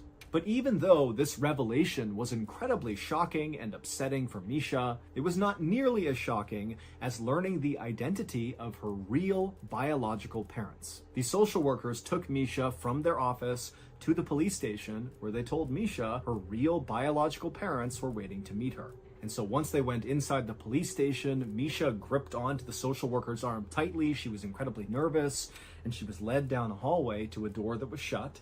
And then finally, when Misha was ready, she pushed the door open, and her real parents, who were sitting right in front of her, they stood up and they ran towards her crying. But Misha just stood there, stunned and silent, staring at them.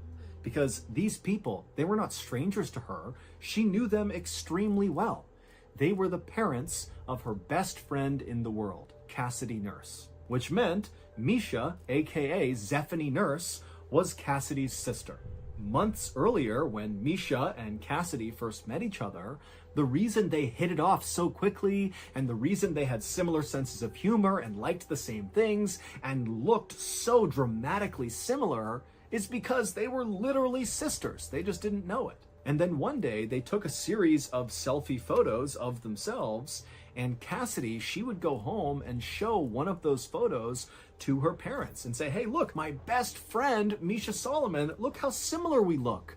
And when Cassidy's parents looked at Misha Solomon, they instinctively knew, that is our daughter. That is Zephany Nurse. And so they would bring this photo to the police, and the police would begin to investigate. And during this investigation, they began trailing Misha. So when Misha's aunt told Misha that she thought a white car was following her, she wasn't just being paranoid. Those were investigators following Misha around, trying to get a feel for her schedule, because they needed to approach her when she was alone in order to get a DNA sample. They were worried if they contacted Misha and tipped off what they were doing, she would tell her parents, who were actually her kidnappers, and then potentially they might take Misha and run away. So they couldn't risk that. They had to basically follow her around and wait for an opening to get this DNA test done. And so this was also the reason why Cassidy was acting so strangely towards Misha in the few days before the truth was revealed. It's because Cassidy knew about this investigation, and the police told her, you can't tip Misha off. She will tell her parents, her kidnappers, and they might abscond with her. And so Cassidy basically felt awkward and kind of just hid from Misha for a couple of days. The woman that Misha had grown up with and called her mom for her whole life, LaVonna Solomon, was ultimately convicted of kidnapping and sentenced to 10 years in prison. There has never been any evidence to suggest that LaVonna's husband, so Misha's dad for her whole life, actually knew that the baby had been kidnapped, because 17 years earlier, LaVonna had been pregnant with their child. But it's believed she miscarried, and LaVonna did not share that with her husband.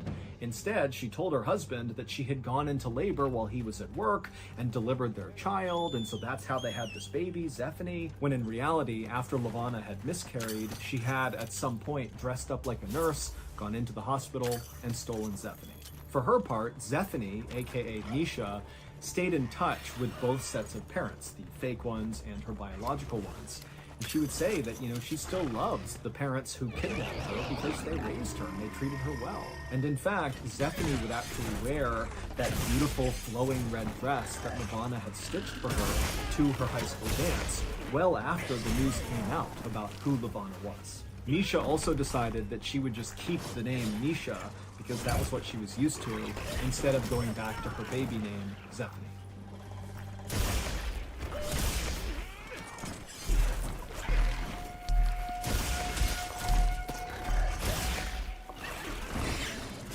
There is still some debate about what exactly happened in this story that I'm about to share with you. And so for transparency, in this video, I am going to rely on the narrative that was presented in court by the defendant. So with that in mind, here we go. On the afternoon of December 3rd, 2012, a freelance photographer working for the New York Post newspaper named Umar Abbasi was walking down the stairs of the 49th Street subway station in New York City. This very busy station is located only a few blocks away from the very famous Times Square. And so after Umar made his way down to this underground subway station, he walked over to one of the big automated kiosks that looks like an ATM, and he purchased a subway ticket. And then with his ticket, he walked over to the turnstiles, he slid his ticket through the slot, pushed past the turnstiles, and is now standing out on the actual train platform. And from where Umar was standing, this platform basically was like a huge sidewalk that stretched all the way to his right a couple hundred feet and all the way to his left a couple hundred feet. And in front of this platform were the actual tracks down below, because the train, when it came out of the tunnel, it would actually come right up alongside the platform with almost no clearance between the platform and the train. As such, the leading edge of the platform, basically the lip of the train platform that's closest to the train tracks, has this big yellow line painted all across it to keep commuters from standing too close to the edge, because if the train came through, they could actually get hit by the train. And so as Umar is standing on this platform and he's looking left and right, it's totally crowded with people, and they're all kind of tucked back against the wall away from this yellow line.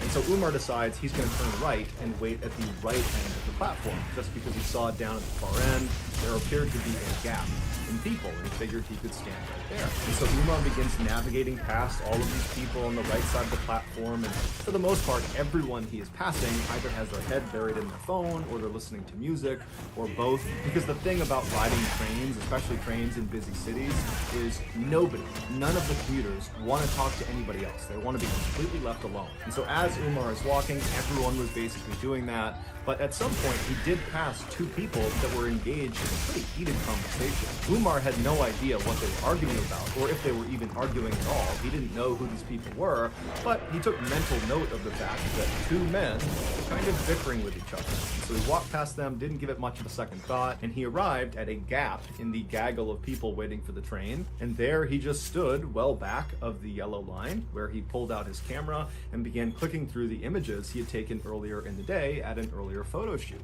And so as he's clicking through these pictures, he starts to notice that those two men who had been bickering before are now straight up yelling at each other. They're screaming obscenities at each other. It's not clear who's fighting about what or who is the aggressor, but it's very obvious that at this point they're fighting. And so Umar looked away from his camera and looked left down the platform towards these two guys. And so these two guys are about 100 to 125 feet away from him, and all the people that were standing in the vicinity of these two men are beginning to migrate away from them. They just don't want anything to do with them.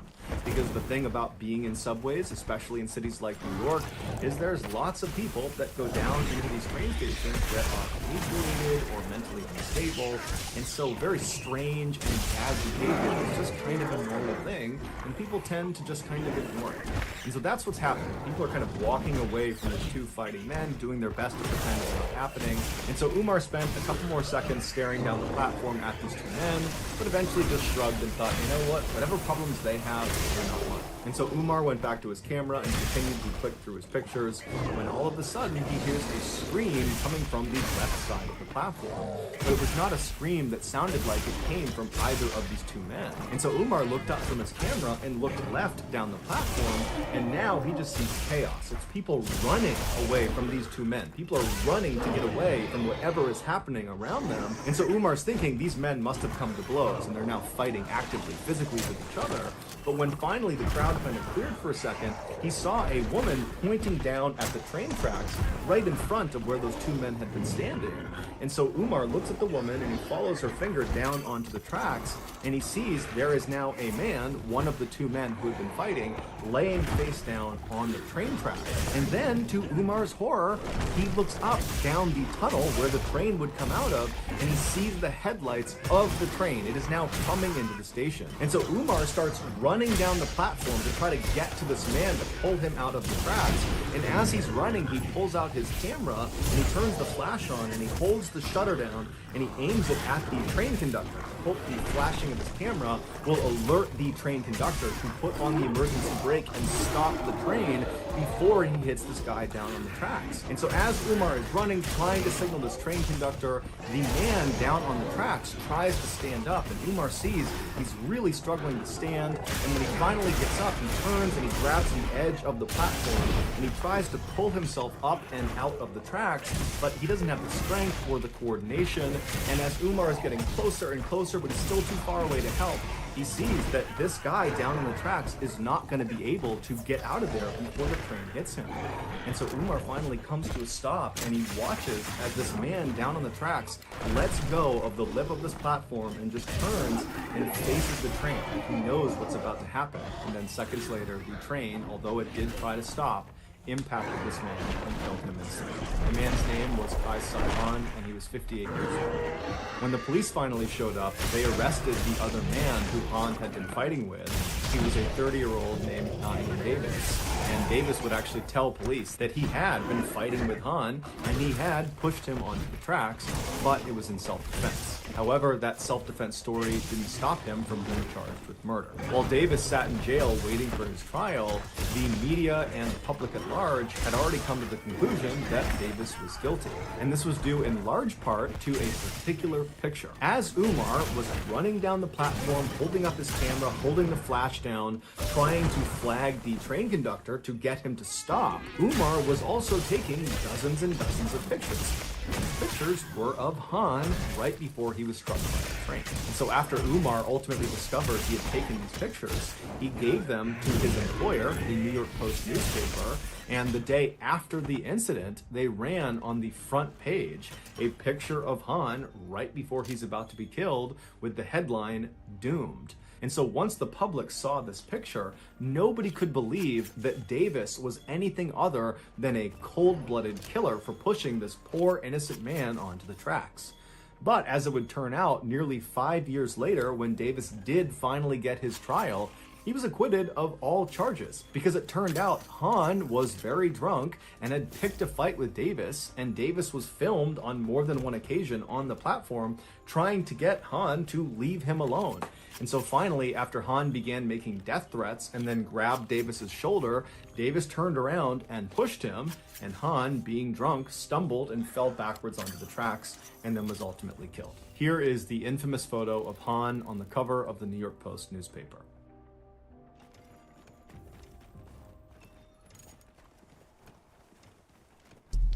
A tempered monster. Look at the size of that scar. On January 30th, 1925, a 37-year-old man named Floyd Collins walked through a huge forest in central Kentucky inside of a national park.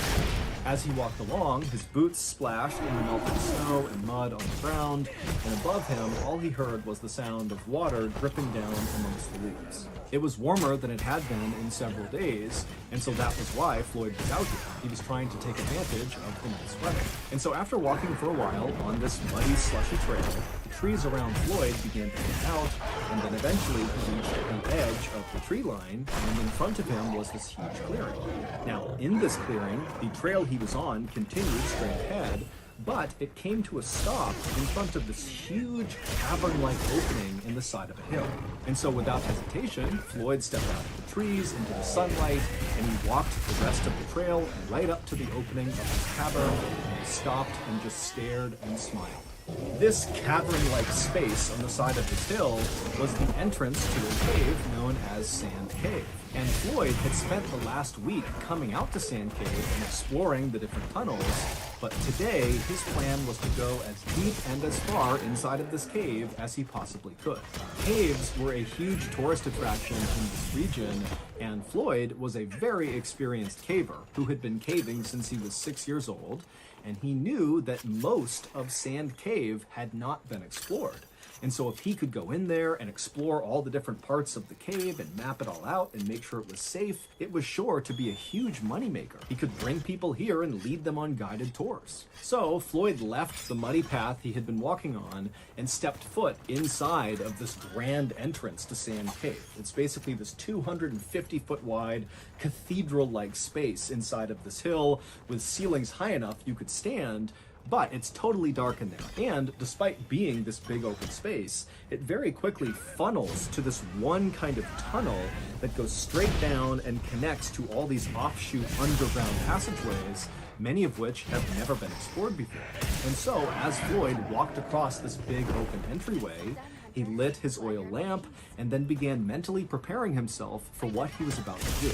which was going to be very claustrophobia-inducing, even for a very experienced caver. And so Floyd reached the back of this huge entryway, and he reached this tunnel that would connect to the rest of the cave, and he began walking down it. And this tunnel was not very restricting. You could stand in it, you could move around in it, but it was very short. It was 15 feet straight down at an angle, where at the bottom of those 15 feet was a square hole in the ground. And Floyd, having been here the previous week, knew that once you go through this hole, the real caving begins. Now you're going to be down on your hands and knees, wriggling your way through these very tight and restricting areas where you don't really know where you're going, because again, a lot of this stuff has never been explored before. But this is why Floyd loved caving. He loved the adventure and the risk of doing things like this. And so Floyd got to this hole, he put his oil lamp down on the ground, he casually lowered himself feet first into this hole, which dropped down several feet, and then once he was on firm ground, he reached up, grabbed his oil lamp, and pulled it into the hole with him. Once he was inside of this lower level space, he crouched down and looked around, and off to his right was a tunnel that he could crawl through that seemed to lead to a series of other tunnels. And so he puts his lamp in front of him, he gets down, and he begins crawling through this tunnel. And after a little while, he reaches this kind of fork in the road where he had several options of very narrow tunnels to choose from. Now, the previous week, Floyd had gone down several of these tunnels and mapped out where they went, but there was one tunnel in particular at this fork that was very narrow. It was likely the most narrow of all the tunnels, but from where he had seen the last week, it looked like it went pretty far without obstruction. And so he immediately began going head first into this tunnel where he had no idea where it was going to go. Think about that. If you go head first into a tunnel and you get stuck, what are you going to do? You can't really go anywhere. So this guy is like totally fearless, just going head first into what most people would consider a nightmare scenario. And so the way Floyd would approach these very tight tunnels is he would put his oil lamp out in front of him, and then he'd keep his hands over his head, and he'd kind of wriggle his way head first and push his lamp along the way. And so that's what he did. He began going into this really restricted tunnel. You know, it's hard to breathe because the walls are so tight on his chest cavity. But as he's going, eventually the ceiling begins to slope upward just enough that he can pull himself up onto his hands and knees and kind of catch his breath. By this point, Floyd was approximately 55 feet underground. That's where this little pocket was, where he could get up on his hands and knees and breathe. And so from this position, he still could see with his lamp that this tunnel continued to snake further and further down, and his hope was that eventually it would lead to a big underground chamber that was not just big enough to go to your hands and knees on, but was big enough you could stand and walk around it, because those were the big tourist attractions. Not only because it seems like another world underground that you can fully explore and walk around in, but also, as Floyd knew from his past experience of going into other caves, a lot of times those big underground chambers are full of Native American artifacts. And again, that was a huge potential moneymaker for people like Floyd, because it allowed him to advertise that this cave where tourists could go explore was full of all this rich history. And so Floyd eventually, after catching his breath in this little spot, got back down onto his stomach with his hands out in front of him, with the lamp out ahead of his fingers, and he began going deeper and deeper into this unexplored section of Sand Cave. And as he inched along, even though the ceiling remained very tight on top of him, he's totally compressed to the ground, the walls on either side of him began to expand, which meant Floyd, if he wanted to, could actually turn himself around, although he couldn't stand it. And so Floyd is making his way down this very low ceiling area when he notices his oil lamp is beginning to flicker, which means it's going to go out soon. Now, Floyd wasn't concerned about suddenly being in the darkness inside of the cave. Now, to most people, that would be terrifying, but Floyd, again, was so experienced, he was very confident that he could easily make his way out again just by touch. He didn't need the lamp.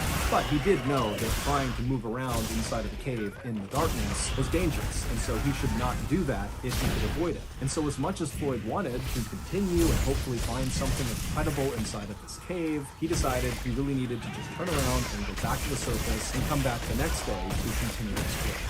And so, because this part of the tunnel he was in was really wide, he was able to turn himself around and drag his lamp until he was facing back uphill, and then he rolled onto his back. So his head is pointing back up where he came from, and his feet are pointing in the direction that he had previously been traveling, and he's on his back.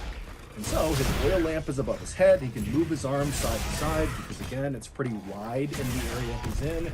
His head is pretty restricted by the ceiling, and he began inching with his heels and pushing with his arms, moving up the tunnel on his back.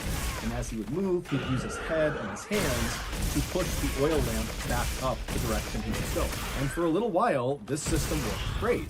But at some point, right as he was getting close to that area where he was able to previously get on his hands and knees and catch his breath, Floyd accidentally kind of rushed and pushed his lamp too hard and knocked it over, which extinguished the light. And so suddenly, Floyd was cast into total darkness. Now, again, Floyd was not concerned or really even scared about being in darkness inside of this cave, but this was not a good scenario, and he knew it.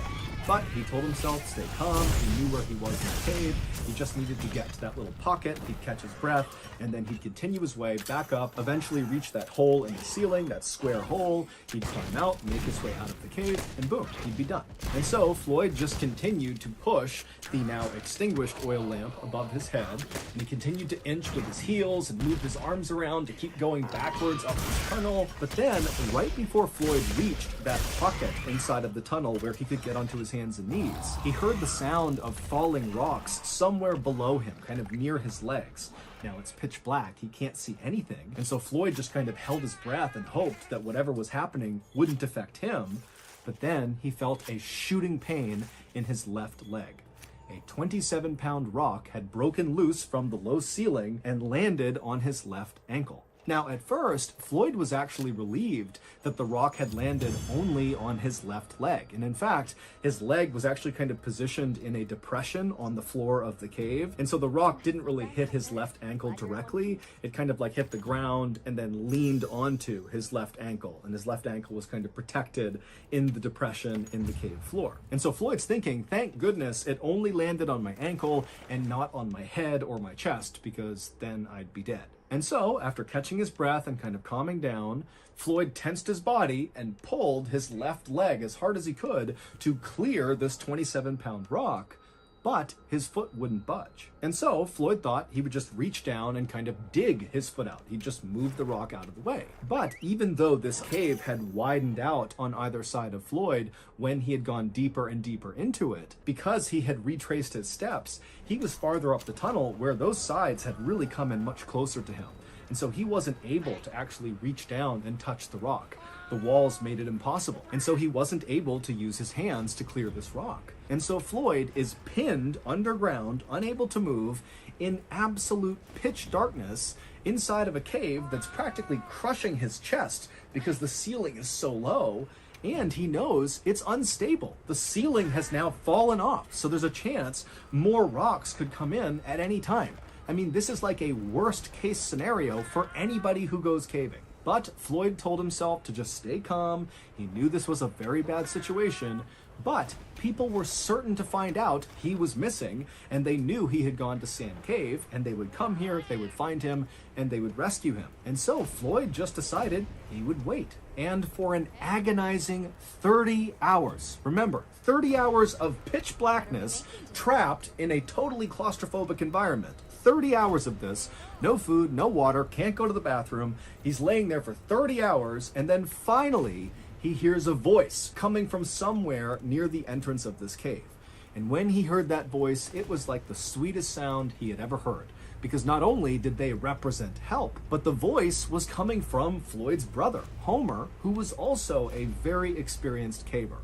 And so Floyd's thinking, thank goodness, I'm saved. And so Homer was able to navigate from the entrance down all the way to the tunnel that Floyd was in. And Homer got to that spot in the tunnel where Floyd had gone to his hands and knees, that pocket there. So Homer's in that pocket, and he can see Floyd is only a few feet away from him. He can see Floyd's head right there. And so Homer, who had a lamp, he shines the light on Floyd, and the two brothers don't waste any time with small talk. Instead, Homer, who had his oil lamp, had set it up right next to them, and he began feeding Floyd sausage sandwiches and giving him sips of water. And then Homer would tell Floyd that he just did not have the equipment to help Floyd get out right now, but Homer was going to go back to the surface, get men, get supplies, and then come back and save Floyd. And so Floyd is very thankful, he's very relieved, he says goodbye to Homer, and Homer turns and makes his way back up to the surface. 15 hours later, Homer would return by himself, and so at this point, Floyd has been trapped for 45 hours. And so Floyd, he's laying there kind of in and out of consciousness,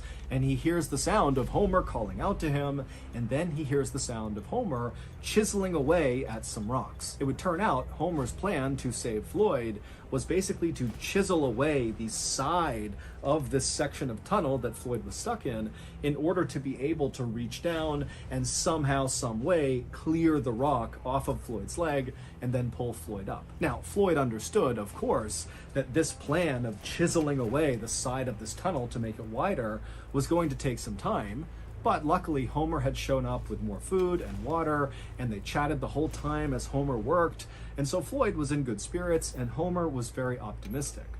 But after 8 hours of Homer slowly chiseling his way, widening this tunnel, he hadn't made much progress, and he was totally exhausted. I mean, you gotta remember that the angle he was working at was horrible. He was basically crouched down on his hands and knees, chipping away at this rock. And so after those 8 hours, Homer would leave Floyd and go back home and sleep and eat and drink and kind of recover. But he told Floyd, don't worry, tomorrow more men will be here to help chisel away this tunnel and get Floyd out of there. But over the course of the next 50 hours, Floyd remained trapped inside of this tunnel with the rock pinning his leg, and despite Homer and several other men getting down there and very diligently chipping away at this tunnel, it just was not happening very quickly.